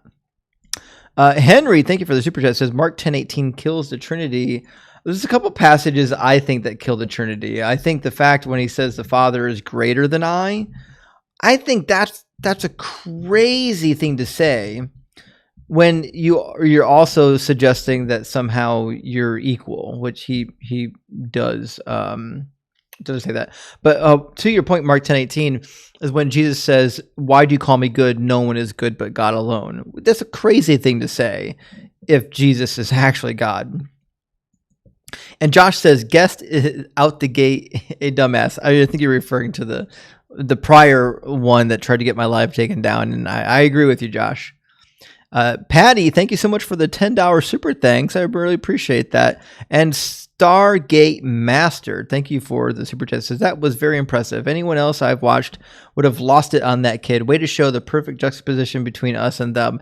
That's the point, Stargate. Thank you for the super chat, though. But like, listen, when these people come up here spewing their hate, like it shouldn't have to rattle us. Like we're the ones standing on firm ground here, the ground of Doug, to be precise, right? So like when they come up here and they embarrass themselves by acting like that, just let them do it. Let them make fools of themselves. Saint Brush, Big W for the 666, Hail Satan, says Saint Peter is the first vicar of Stone Doug, but the Roman Church, obviously he was, has censored this Siliconian truth. Absolutely. It's written in the letters of Pope Clement. 1,000,000%. 1,000,000%.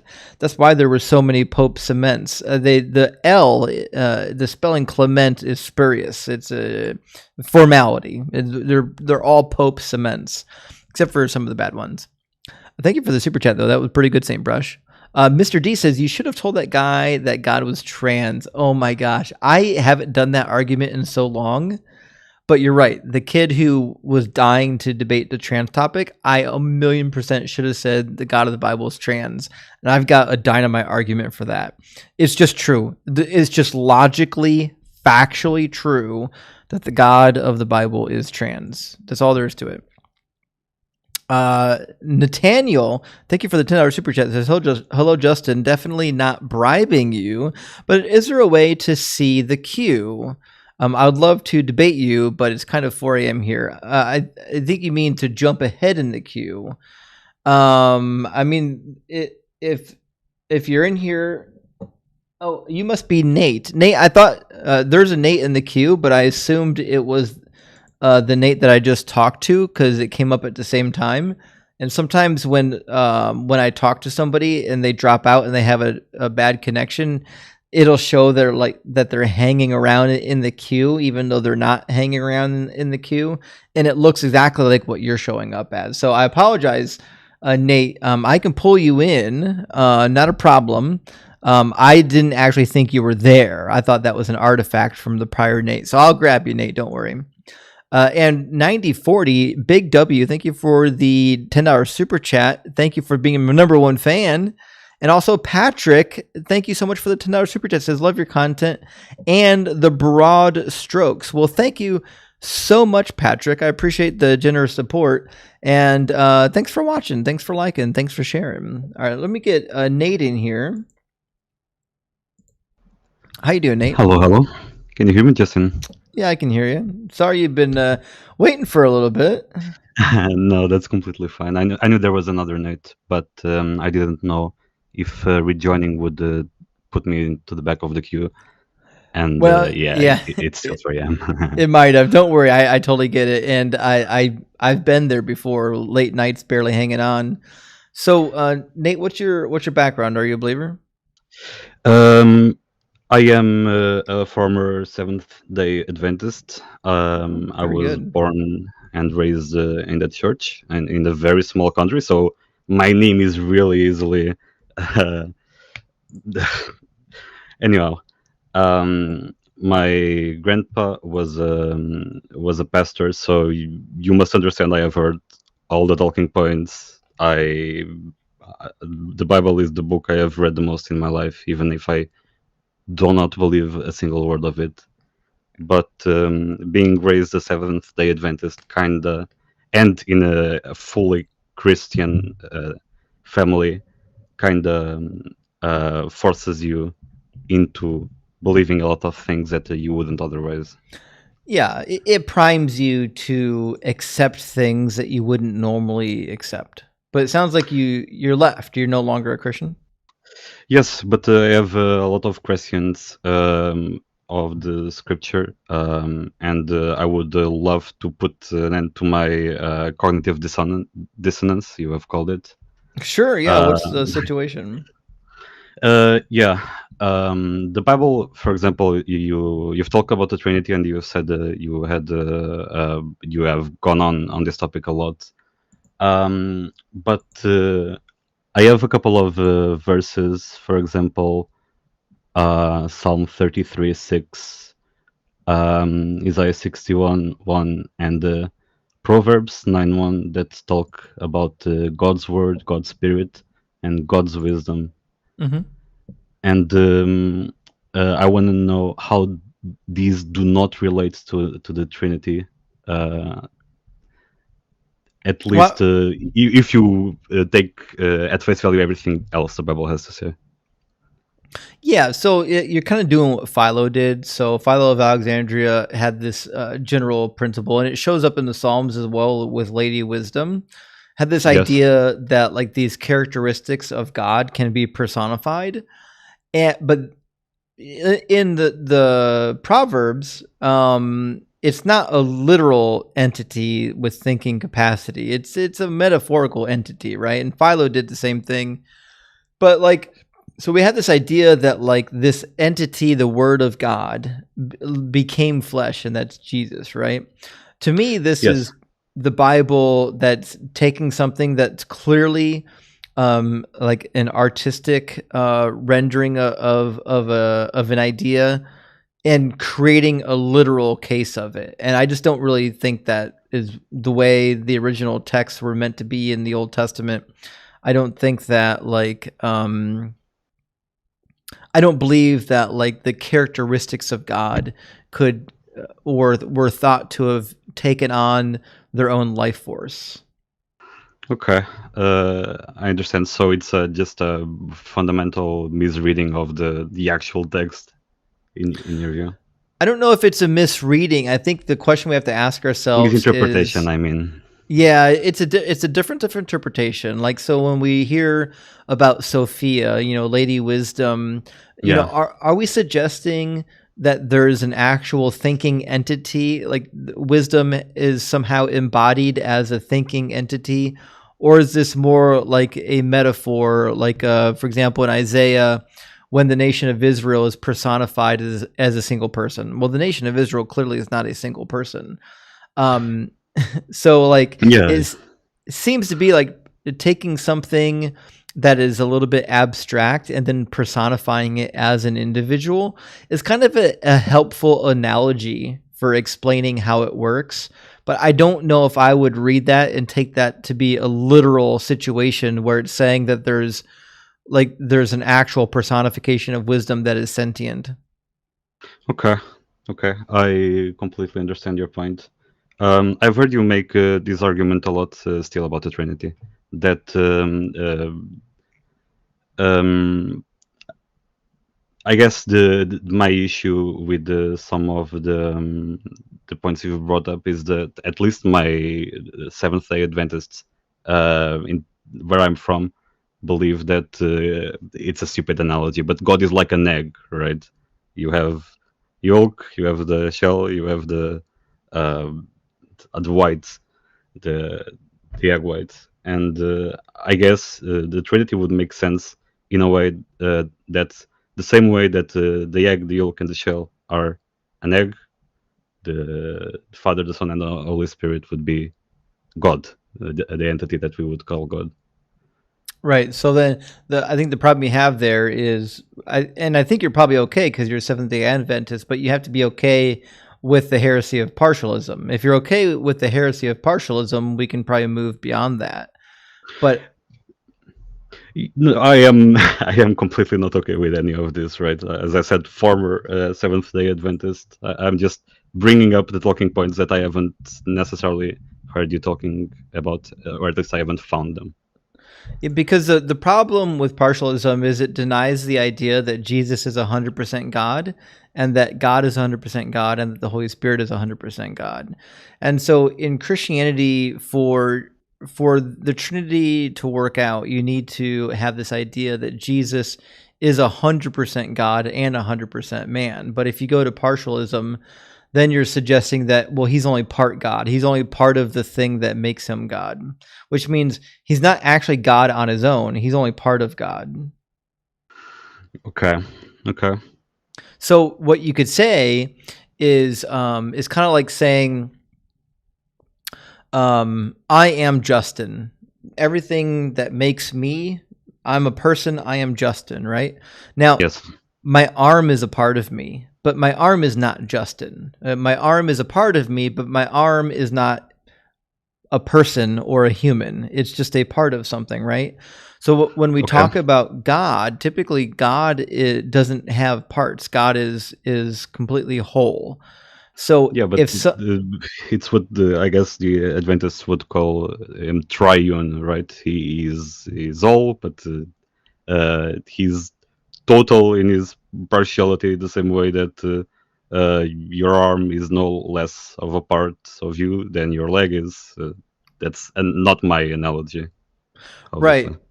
But if God is the whole, right? Mm-hmm. Yeah. The part is not the whole, right? So it wouldn't be proper if Jesus is a part of God, then you couldn't say that Jesus is God because he's not God, he's only part of God. It's the same way that my arm might be a part of me, my arm is not me. So you couldn't Okay. say that my arm is Justin, you would say my arm is part of Justin. So when we talk about God, if we truly believe that Jesus is God, like he is identified as God, then you can't say that he is just a part of God, because being a part of God, it means that you're not actually identified being equal with God, because God is the whole, not the part. Okay. I completely agree. I see I see clearly where the analogy falls apart, but I guess just hearing it repeated so many times over, I guess, kind of molds you into believing things that not even the Bible believes in. Right. And so Yeah. the early church fathers did talk about partialism quite a bit. And in fact, the way I worded it is pretty weak. There's some really good arguments against partialism in the early church. If you really want to check them out, Yeah, I do. shoot me a DM on the Discord. I'll send you some of the early church refutations on partialism. Okay, I will. You were saying early refutations on partialism. Okay. Something that I would also wanna hear you talk about is about the great controversy, or at least what the Seventh Day Adventists call it. And in their view, obviously, God is all just, God is all right, and everything evil comes from Satan. All evil, all sin, all everything that is wrong with nature, everything that it goes wrong in our personal lives is fruits of our sin, and that sin began in the Garden of Eden. I've heard you talk about this, specifically the myth of creation before, the origins of it, and I guess my issue is that this claim is unfalsifiable, right? That God is just and all evil comes from Satan. I guess it's just I don't know what the logical fallacy is, but begging the question, maybe that's something.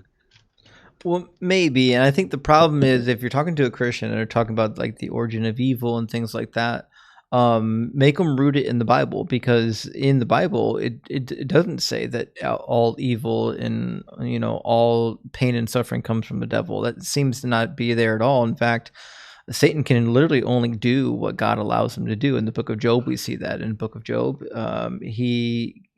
God grants him permission to do the horrific stuff that happens to Job. In the New Yeah. Testament, even Jesus says that Satan has requested to sift you. So like this idea that all the bad stuff comes from Satan isn't true according to the Bible. The bad stuff that Satan does is sanctioned by God. God allows him to do it. I completely agree. From all the reading I've seen, I've done with the Bible, I couldn't find much evidence that all evil comes from Satan specifically, and I guess this is a lot of I say our beliefs, but my previous religion's belief was that based in a lot of I don't want to call it biblical fan fiction, but if you're familiar with the Seventh Day Adventists and Dante's Inferno, you'll see a lot of parallels. But I guess my point is Satan, God would allow Satan to do all these things in the Seventh Day Adventist view, because God wants to prove in a way to everybody else that He is just and that He gave us free will to reign over ourselves the same way He allows the devil to show us that everything is and is evil, and he's directly opposed to God. Why does he need to prove it? That's a great question. That's a great question. Right. It's kind of a silly thing that a perfect deity would even have the desire to prove anything. Like he wouldn't have to prove it. He could just communicate it perfectly to everybody, just using telepathy. Yeah, but I guess if you are God and you create angels and you create Satan, it's like having a kid. I guess that's not a good analogy. God doesn't have to prove anything to anybody, but if he is good, he would allow Satan to happen in spite of knowing that he would oppose directly to him. I guess this is the talking point. Right, but I think the talking point that you were starting with was that God is doing this to prove to people, right? So, but if God was doing something to prove to people, it seems like he's taking the most long, arduous, beaten path around the bend that he could find, when he could just snap his fingers and we will all know, using whatever magical powers he has. He doesn't have to do this long, weird, drawn out, battle with Satan or battle with evil or anything. Yeah, I completely agree with you. Again, this was a lot of cognitive dissonance growing up, believing both that God is all just and all powerful, but he also couldn't stop an angel from doing infinite atrocities against humanity. So, right. Yeah. And he created that angel, and if he's all knowing, he knew everything that Satan was going to do before Satan did it, which means God's responsible for all the stuff that Satan did. Yeah, I completely agree. The God of the Old Testament is an evil God. I have literally no argument against that. Yeah, I'm with you on that one. If he exists, he's evil, that's for sure. Exactly. And for example, the guy, if you remember Mike, he was shouting some unpleasant things. And if that's the God Mike actually believes in, which I believe he was just a troll, but if that's the God he believes in, I want nothing to do with him. Yeah, could you imagine saying that kind of nonsense in public, thinking that God's going to be proud of you? It's the most insane thing in the world. That's an even crazier God than the God that's in this book. Yeah, I completely agree. Again, I genuinely hope he doesn't hold any of the beliefs he said he does, or else I would be very, very worried for him. But yeah, for sure. Again, I'm considering all these points because I've heard all these talking points and I realize how insane this sound. But I do still have questions. Yeah, well, listen, join up our Discord and you can chat with me and others in Discord. There's a lot of people there that are quite knowledgeable and have would probably love to have some discussion on some of these topics. But I've got probably enough time to get one more good debate in, so I'm going to try to find someone to debate me. You can, of course. All right, cheers, friend. Thank you so much. Good to hear from you, Nate. All right, take care. Big W. Yeah, leaving the Seventh-day Adventists is hard. They really believe that they've got it all figured out. I've got a brother that's stuck in the Seventh-day Adventist, and he just thinks all the other Christians are dumb. They're the only ones who got it figured out. S, thank you for the $5 super chat. Says, gee, I wasn't going to give my heart to Jesus today, but after listening to Phil Bro Diarrhea, I think I will. Isn't that crazy?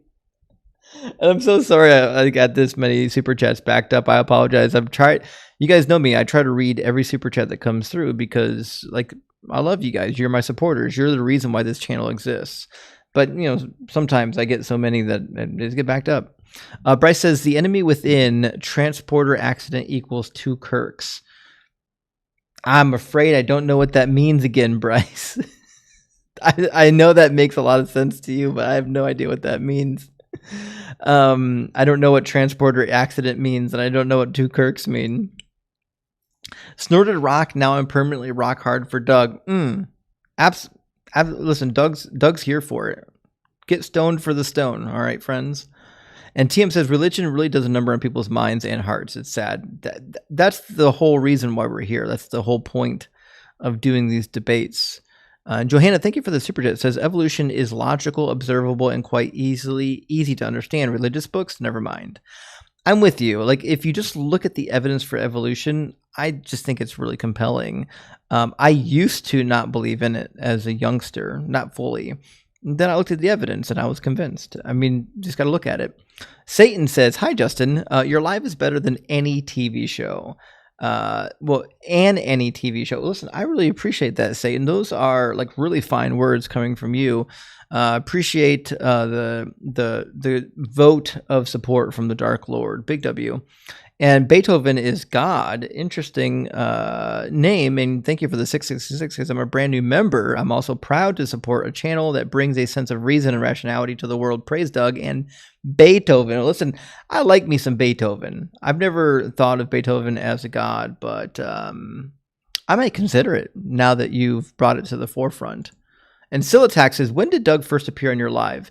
A couple months ago, there's a video that you can watch about Doug. I think it's the title is like Doug. It's a scoreboard. Doug 100, Jesus 0. I think that's the episode condensed down a little bit where I first introduced Doug. It was a wild episode. I never imagined it would turn out to what it is. And ZM says, I love when Doug is mentioned in other comment sections. Those outside the Deacon zone must be thinking, to quote the prophet Hadassah, who is Doug? This is crazy. I'll come into like the live stream on like AXP or the line or somebody else, and I'll just say something in the chat, and all of a sudden it explodes with like, hail Doug. Doug is a force of nature, obviously, because he is nature. And Josh says, I like Judy. I prefer her take more than Theus. Her take more than Theus. Yeah, I agree. And she was sweet. I didn't want to debate her. She was a nice lady. Let her have it. You know what I mean? And Silotex says, I can hear Christians saying Judy is being punished for her atheism. What a sweetheart she is. She really was a sweetheart. Really was. Beandog says, are we doing Kraken? How late we going? Well, I'm going for like another 45 minutes. I can't do any Kraken. I've got to wake up super early in the morning and go to work, which is off. That's why the live stream started late as well, because I was at work. So unfortunately, I can't stay up late. D-Bone, thank you for the super chat, says, what's the deal with all the drama in the atheist community? Derek at MythVision had a video about people I've never heard of last week. So there's been some stuff happening with my friend Derek at MythVision, and it pains me that the community is kind of divided and fighting. This is one of the reasons why I don't do a lot of politics unless it's like a pet issue, is because people get really bent out of shape over politics, and you'd be surprised how many atheists disagree on politics. I don't want to get distracted. I don't want people to get distracted from the cause of atheism by dumb political movements. That being said, that seems to be what happened with Derek. Derek is starting to get caught up in some political backlash for doing videos with Bob Price. I still don't know the issue with Bob Price. I know that some people are upset with him. I don't actually know why. I've asked a couple people. I haven't really got a lot of explanations. I've gotten accusations. I don't know if any of them are true. So I reserve judgment. I'm kind of on the outside of this issue looking in. I don't really know what happened. I wasn't there. What I do know is that I've watched Derek's channel for quite a bit. He's a great guy. That's all I can really say about that. The people that might be disagreeing with him on this matter, I know them personally too, and they're great as well. The problem with these issues is I don't think that there's necessarily a bad actor here. I think there's an honest disagreement on where certain principles lie, and where the boundaries of our community happen to be. And I think we're kind of fighting that out in real time. By us, I mean not me, mostly other people in the community. People who know me and have been around my channel know well that I support as many people as humanly possible. I have a very broad tent. I will talk to people that disagree with me on topics. I draw the line when people say things or are advocating for dangerous or hurtful positions. If I see someone that's advocating for a position that is simply hurtful to the trans community or to the LGBTQ community or to an ethnic group or a marginalized community of any nature, I'm going to stand up for those people, and I'm going to protect them to the best of my ability. I can't protect people from bad ideas. Sometimes you have to get the bad ideas out in the open and discuss them. You can't just cancel people because of them. But there are occasions in which sometimes people say they say too many things, and you said, listen, I don't know if this person belongs in my community.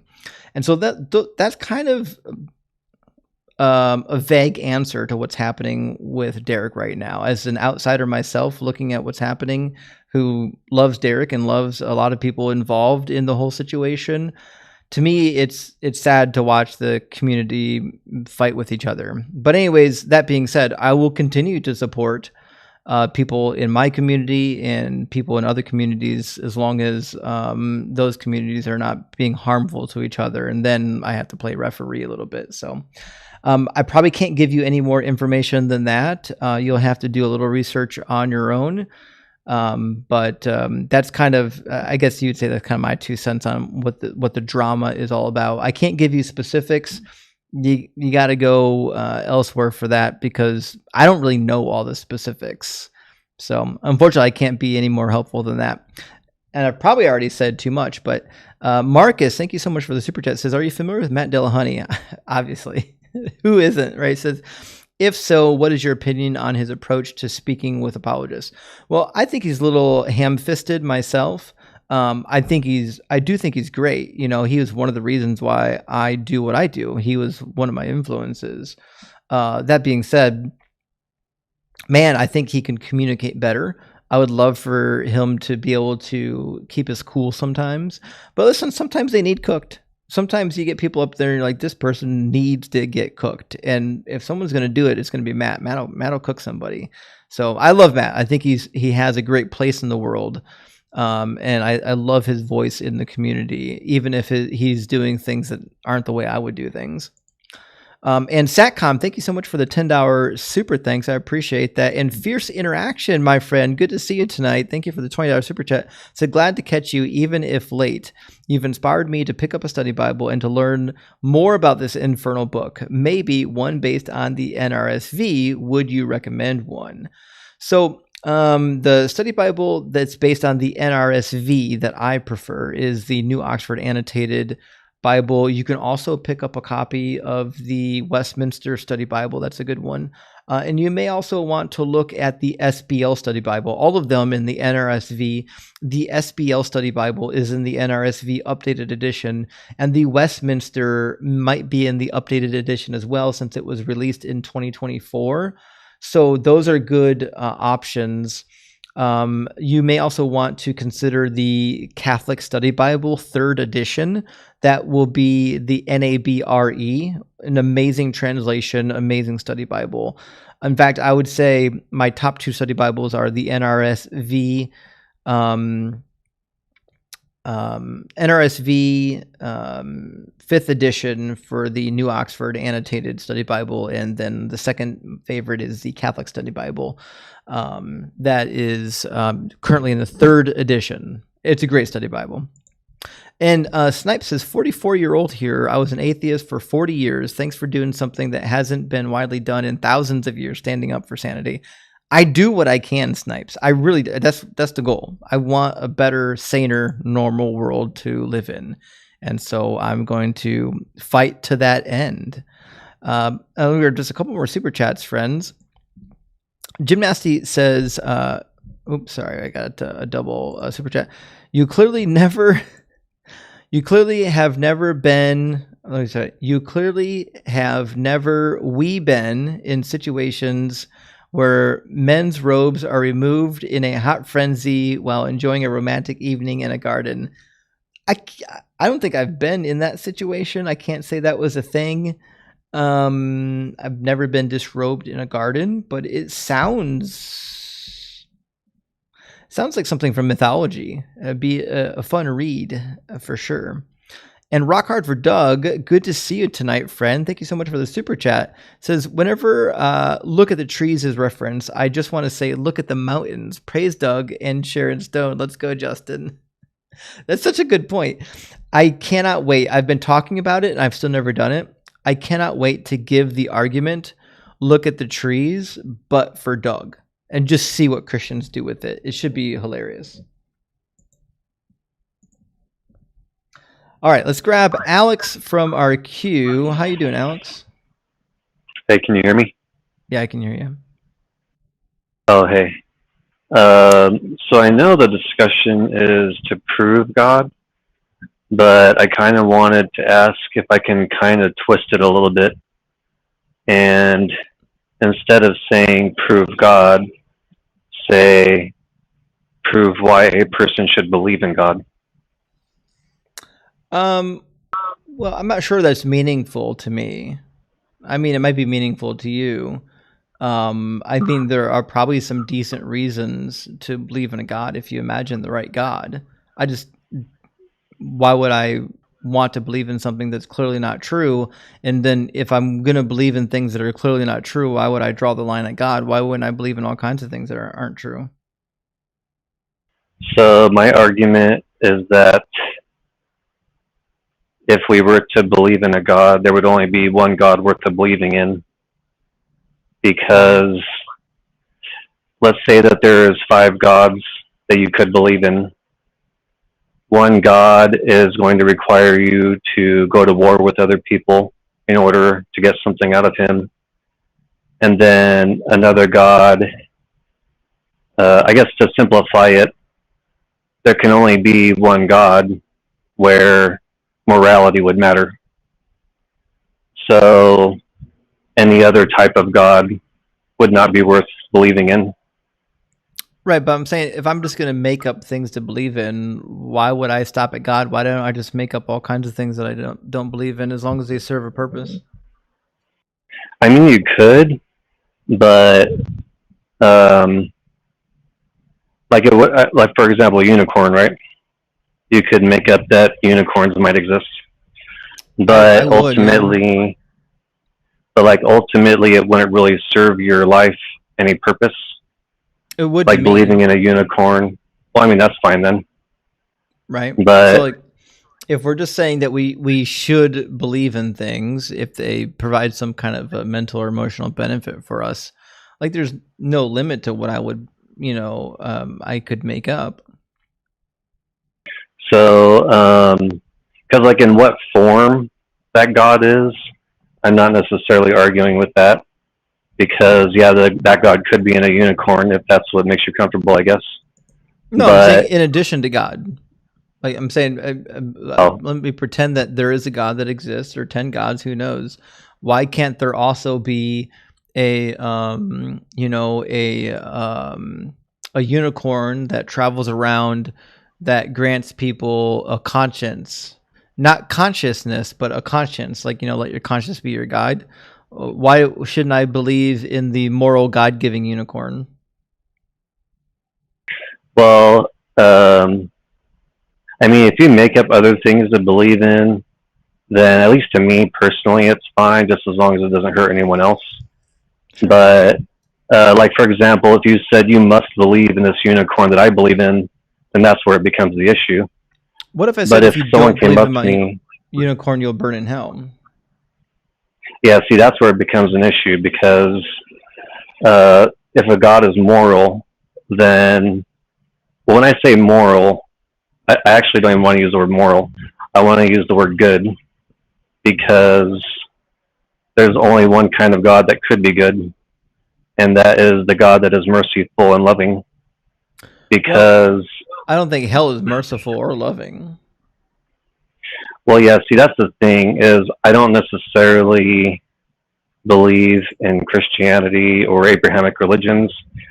I I think like misjudged. Sorry, I assumed you I did. think I think the Abrahamic religions were trying to interpret God, but ultimately they're all human beings. And I think actually the Garden of Eden is a story about how people started making subjective morality. So, and that's the real issue because from there they went to different tribes, and then you end up with Judaism, Christianity, Islam, and that's all So, because of the Garden of Eden. do you believe in a specific God? Um, like for a specific religion, you mean? Yeah. Not necessarily, because I mean, I think all of the religions are trying to interpret the same God but differently. So, Like, for what does example, if God I do look for at a you? painting, well, see, I want to argue that at the end of the day, either God exists or he doesn't. And so, like, think of it this way. But that's not the argument you're suggesting. You're saying it doesn't matter if he exists; we should believe in him anyways. Well, see, my argument is that we should believe in him because there's a 50% chance that he exists. I don't think it's. But it might 50%. be a he. It might not be a he. It could be whatever. But well, what I really mean is that at the end of the day, maybe not 50-50, but at the end of the day, 50-50 in the sense of either a God doesn't exist or it does. And if a God doesn't exist, then nothing matters. You can just do whatever you want. But if a God does exist, and let's say you go out and beat up a lot of old ladies or something, then you'll have to answer for that. I don't think so. Why does God existing mean that you have to answer for beating up an old lady? If God was good, I mean. Right, but why would I assume that God is good? I think with the evidence we have of the world around us, we would assume that God is not good. In fact, that he's evil. Well, if God is not good, then nothing matters, because even if human beings try to make a moral system, nobody has to obey it. Like someone could just say, "Hey, I'm going to get together a lot of people, and we're just going to conquer everything, and whoever doesn't agree with it, we're just going to kill them," and there would be no issue with that. No, there would be an issue with it. So, people who do that nonsense now get put away, right? So in society, you don't have to follow the rules, but if you don't follow the rules, we're going to deal with you. That's how societies work. but let's say that a large group of people got together and they overpowered everyone else. Because, I mean, obviously this has been happening throughout history, right? Where a large group of people get together and they say, my beliefs are correct and your beliefs are wrong. And so we are going to go in there and basically kill you, and no one stops it. Yeah, So, I mean, what is stopping them from keep doing that? They do stop it. That's how wars work. Sometimes you win, sometimes you lose. But I mean, ultimately, what I mean, though, is that the wars still happen. So like, what? well, there's still death That's evidence and that there's no God. Well, so because like you're saying that God must not be good because man of, like, behaves suffering, as right? though there is no God. So you're suggesting that there must be a God, otherwise there's no punishment for bad behavior. There is no punishment for bad behavior. We know that. Well, actually, I'm not saying must. I'm saying there might be. Well, I don't think there is. But here, let me give you this scenario. Like, what? But again, I'm arguing for a good God, not like a God that judges you because you're gay or something. Why are you arguing for a good God? Why would I believe that there is a good God as opposed to an evil God? Well, it's like I was saying, if there's an evil God or if there was no God, then nothing's really going to ever get better because there's no one there to prevent people from killing each other, for example. Well, God's not preventing people from killing each other now. Yeah, but what I mean is, well, because there's a thing of like, you can let people do something for a certain amount of time because ultimately it's not that big of a deal to you because there's going to be some kind of like final judgment or something like that. Yeah, so you're just saying the reason why God allows the chaos is eventually because he's going to, judge everybody in the end. But by making that argument, you're actually ceding that your first argument is false, which is that the reason why we need God to exist is because, he prevents us from doing all the bad shit.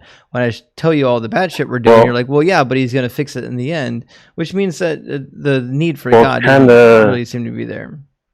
Well, I'm kind of saying they go kind of hand in hand in the sense that a better way to explain it is not necessarily that God stops it during this life in this realm, but that God is like the gatekeeper to the next life type thing. So Yeah. he doesn't stop it here. But like, let's say that you killed all of your life and then you go to judgment, then you would not go to the next life. Well, why would we believe that there's another life? Well, like I was saying, it's more of like an insurance aspect.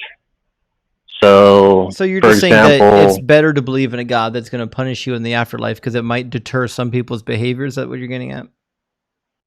only if that God is good in the Uh, sense of merciful and loving. no, because if he's merciful and loving, then you don't get the punishment in the afterlife. That's the opposite of what you get. So the God Well, that you're thinking of isn't all that sensible. In fact, you well, might let me give you an readily example. believe in a God that just reincarnates you instead of punishes you. Why would reincarnation not be the Well, I mean, that's fine. logical step instead of punishment? Well, I mean, that is a form of punishment in a sense, but the word Sure. punishment, I guess, is a loose word. But I mean, Why the would God this could do that. God create the earth with hurricanes and tornadoes and volcanoes? Well, I mean, I could give you ideas as to why, but ultimately that wouldn't really determine, because that's kind of like saying, why do parents exist? Because, kids could technically just, evolve on their own in theory. That But, has nothing to do with what I'm talking about. Does your God oh, create yeah. things? In a sense, Or did he create but, the earth? well, because a part of me doesn't really want to go down this road just But did he create the earth? I'm not sure. You're not.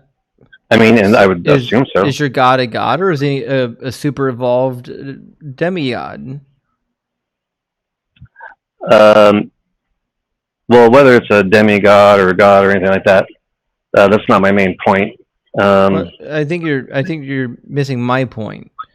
You're defining a god that you want to be punishing people or being a curtailment for people's sin, but then like when it comes to looking at what he actually did, like namely create the earth and humankind and all that nonsense, all of a sudden you don't want to look at that god because it seems like that god is kind of like contradicting what you think of the all good God. Like you think that God necessarily must be good, but God can't necessarily be good if he created this earth, which is full of all of the unnecessary suffering.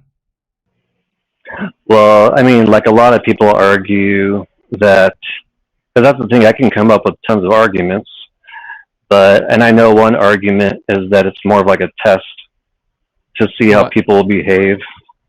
Is God all knowing? I think God is maybe all-knowing in the sense of he knows the past and he knows the present, but he doesn't know the future. What is God testing you for when an earthquake hits and a building collapses on top of you? To see if you will still be a good person to others, or if you will start like scrounging stuff and like killing other people. No, you're dead. The building collapsed on you. Well, like you were saying, it's possible that there's like things like reincarnation. So what's the test? If he's just killing you with a falling building, what's the test for? Well, he wouldn't be testing you per se, but he would be testing the people that survive. Okay. And how does brutally murdering their loved ones count as a test? Well, because ultimately, like, if you're concerned about the eternal life, then like one specific life isn't that big of a deal. Like to a person, it might seem like that big of a deal. But yeah, I would say if you're dealing in the terms of like everlasting life, it's not that big of a deal. Yeah, so if you believe in reincarnation, then in fact, you have even less of a deterrent for committing crimes because you're like, well, it's okay. I'll whatever my next life is, I'll just. I would think that God's intelligent too. I mean, if you know you're constantly doing that, then if he created natural disasters. Well, I mean, that's all debatable, but what do babies learn when they're born with bone cancer? Well, that's another thing too. Is like maybe God is not absolutely perfect because So your God, your God is not the creator of all things. He's probably not all knowing. Now he's not all perfect. At some point, you probably just have to admit that your God is like fanciful. It's just something you dreamed up in your head because you no, it's like just the that comforting things idea can have of limits. having an afterlife. Well, it's just that things can have limits. I mean, it doesn't have to be black and white. It doesn't have to be he's either all bad or all good. Like if you think about it mathematically, maybe it is better to. Because I ultimately think that probably God has to deal in duality. So he can't make everything perfect, because if everything was perfect, then nothing would exist. I disagree. Because that would be mathematically zero. That's not what perfect means. Perfect just means complete, Well, without lacking anything. So, like mathematical zero, well, if everything literally was nothing complete, to do with perfection. Well, if everything was perfect, like what do you mean by perfect? I mean not lacking anything. Zero is the definition of lack. It's complete lack. It means okay. So then in that case, the number one, nothing. Everything would have to be the number one. Well, no, number one is just the number one. But listen, this conversation is getting a little bit long in the tooth and isn't actually going to be going anywhere, and it isn't actually compelling as a conversation. So I'm gonna move on to the next caller. But thanks for coming up. Okay. Cheers.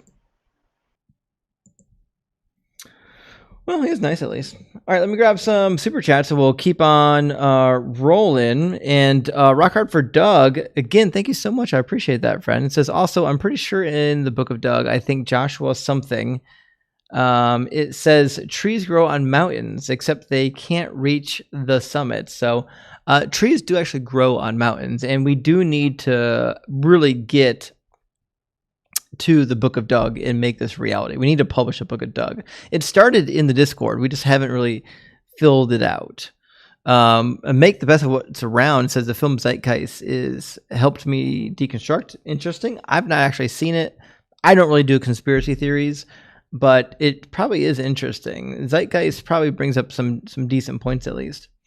I read that one already. Matt, thank you so much for this $20 super chat. Says, isn't it problematic for the Jesus was God theory that Jesus didn't appear to know that the major stories that... Oh, yeah, sorry, we did do that one. I apologize. I'm sorry, guys. I'm getting crazy backed up and lost in these super chats. Johanna says, my logical mind just can't wrap itself around the Trinity. What drug were these guys on when they came up with that baloney? See, that it's like necessity is the mother of invention. I suspect that people were recognizing that like Christianity is polytheism, and they're like, well, fuck, we got to invent something. And so they're like, well, it's not polytheism. Jesus is God. Oh, of course. Okay. Sure he is. Explain to how he's God. Well, there's this thing called a Trinity. It's nonsensical. That's how I envision it. Boogit says DZ streaming on my 26th. Hell yeah, stay great. Well, thank you. And today's the 28th. What? Oh, 26th birthday maybe. Boogit, if it's your birthday, happy birthday. Big W. Thanks for being here on your birthday. And Minuteman, thank you for the super chat. It says, I think this caller's agenda is to bash.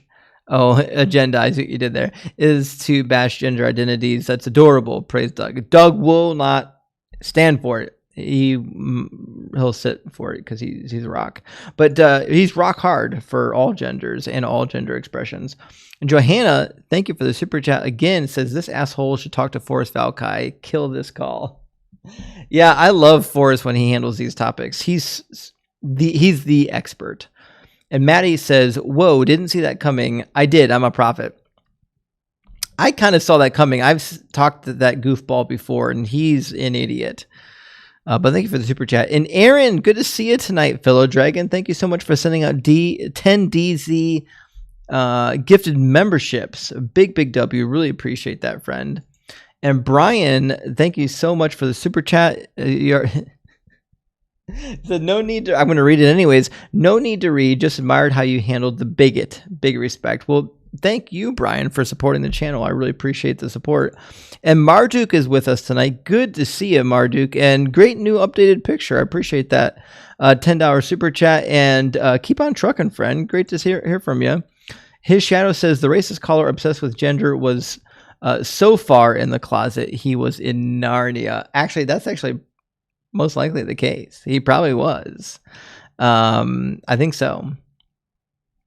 And Johanna says, all these theists ever talk about is God the Father and our Lord. I guess they don't have enough brain cells to give any credit to a female force like Mother Nature. Listen, if there's a God, you can't convince me it's not a female. It's got to be. The maker of all life, it makes perfect sense. I'm with you. And Adele, thank you so much, Adele, for the $20 super chat. Big W, friend. And good to see you again here tonight. It says officially on vacation with Rock Hard for the rest of the weekend. Hell yeah. I hope you're getting some good vacation time in. It says ask the Discord chat when it was too soon to crack the Kraken, and they said I was already late. A few of these callers, and I definitely poured the rum. Listen, I don't blame you. I'm surprised I'm not in the Kraken, but unfortunately I've got to work. But listen, this coming weekend, I'm going to be doing some Kraken pours with you. And Johanna says, no theist would have a personal experience with God or Jesus if they never been indoctrinated by religion. And I agree. They only think they're having experiences. They're not. We know the truth. And Johanna says, Doug is a rolling stone who gathers no moss, meaning no bullshit attaches itself to him. And obviously, that is the case. Doug never collects moss, ever. Because he's rolling. He's moving. He's rock hard. He's rocking and rolling, friends. And Carlos, thank you so much for the super chat. Big W says, hey, Justin, so today only Coke. Kraken on weekend. Salute. Unfortunately, I can't do any Kraken tonight. I've got to wake up early for work.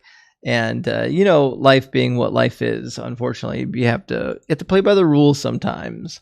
And Johanna says, God didn't create good and evil. How can he? He doesn't exist. Some people are born with a scrambled brain, rotten apples, and factory rejects. You're not wrong. Some people are born with less capacity. That is the case, actually. And the ungoogleable man, good to see you tonight. Thank you for the 666 friend. He says, ever since I heard about Doug, I've been seeing rocks everywhere. Gravel driveway, Walmart parking lots, gardens. Coincidence? It's not a coincidence. Your eyes have been opened to Doug. Doug is now in your heart. So you're going to see Doug in everything. And Johanna says, the first of the 7 rules of life is let it go. Religious beliefs should be the first to let go of. I agree. Couldn't agree more. You don't need it. They don't serve a purpose. They don't help you. They don't get you anywhere. Thank you for that sentiment. And PJ, good to see you, friend. Thank you for the super chat tonight. It says, would you mind giving a quick rundown of the extent of the Old Testament rejection? For example, I've been told the 10 Commandments don't apply anymore. Yeah, that's crazy. And unfortunately, it depends on who you ask. Now, according to the New Testament, it's just theoretically the dietary laws until you get to Paul. In the book of Acts, the dietary laws are poo-pooed. Peter, in Acts chapter 10, gets the vision of the sheet coming down with the clean and unclean animals. And God declares that these unclean foods are now clean for you to eat. Paul takes it a step further and says all of the law has been done away with. All of its decrees, all of its requirements have been done away with. So according to Paul, you don't have to follow anything in the law. But Paul, unfortunately, has to backtrack on that on several occasions and say, well, you don't have to follow the law anymore. But if you do these sins, X, Y, and Z, then you'll go to hell. So Paul himself can't quite figure it out. And the lists of sins that will land you in hell are various. Seems to be just kind of throwing spaghetti at the wall. Jesus didn't say that. Jesus said to follow the law, Matthew 5:17 through 19. And Cher's oldest daughter, great name, says, God said he created good and evil, so evil is good. Yeah, if God is all good, for sure. Yeah, in fact, Isaiah 45:7 says that he creates the light and the darkness, both peace and calamity, or the peace and evil. Ra in Hebrew just means calamity or evil or badness. Marduk again coming in. Thank you for that. It says, did you watch Hadassah on Joel's Live? Not the second time, only the first time. I need to get around to it. I haven't got around to it, but I'm going to get to it, Marduk. I heard it was another epic crash out. And Johanna coming in again. Thank you, Johanna. Says fake news, all of it. How about the Bible, Mr. Trump? The God's honest truth. I've read it cover to cover, especially 2 Corinthians. Every time I hear Trump say 2 Corinthians, it makes me chuckle. He's not the only one that does it. I've heard it before, but it's crazy. And Sci-Fi says, I know Doug is real because I had to pay him $5 to notice me, a true prophet. That is a good play on words, Sci-Fi. And Doug always notices you. He really does. He notices you extra, though, when you send super chats. Big W, though. Thank you for supporting the channel. And I think there's our last one from Johanna. Johanna says, only men can think without God's moral code. Everyone would be out killing, raping, and pillaging. Women are here to be the voice of reason. Can we have some respect, please? You'll get it from me, Johanna. You will get the respect that you deserve from me. Women make the world go round. We wouldn't be here without our mothers, and things would be much better off if we actually had some balance in our power, and we're able to we're able to have half of our brain trust in action. And I think that's our last super chat. Maybe we got one more in the other queue.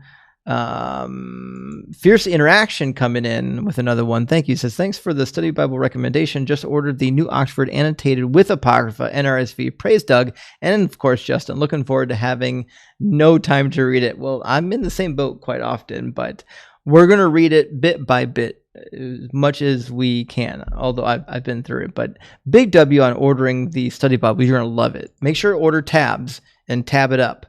And last one from Soot. Soot says, the more you learn about science, the more you learn our existence is a true natural miracle in this sprawl of hostile space. Embrace that instead. It's truly more incredible than anything we've made. I disagree.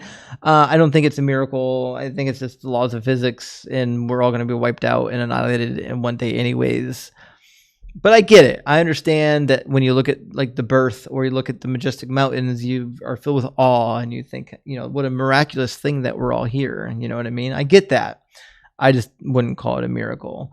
And listen, friends, it's late. I got to get offline. Thank you so much for all the likes and the shares and the gifts and support. And thank you, Big Daddy and Bertram and Parker and Londro for the gifts on TikTok, and Bad Religion and Ashley and Preston, Astronova, Justine, Algorithm, Andrea, Anna, Red Shoes, Whiskey Punch, Lisa's with us as well. Thank you so much for all the likes and the shares and the support.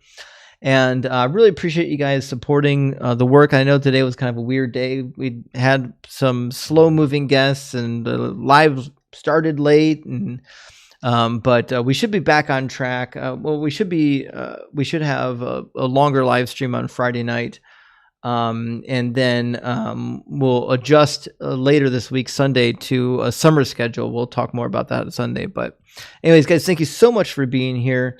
I'm going to go to bed, and I really appreciate you guys. Thank you, moderators, for being here moderating.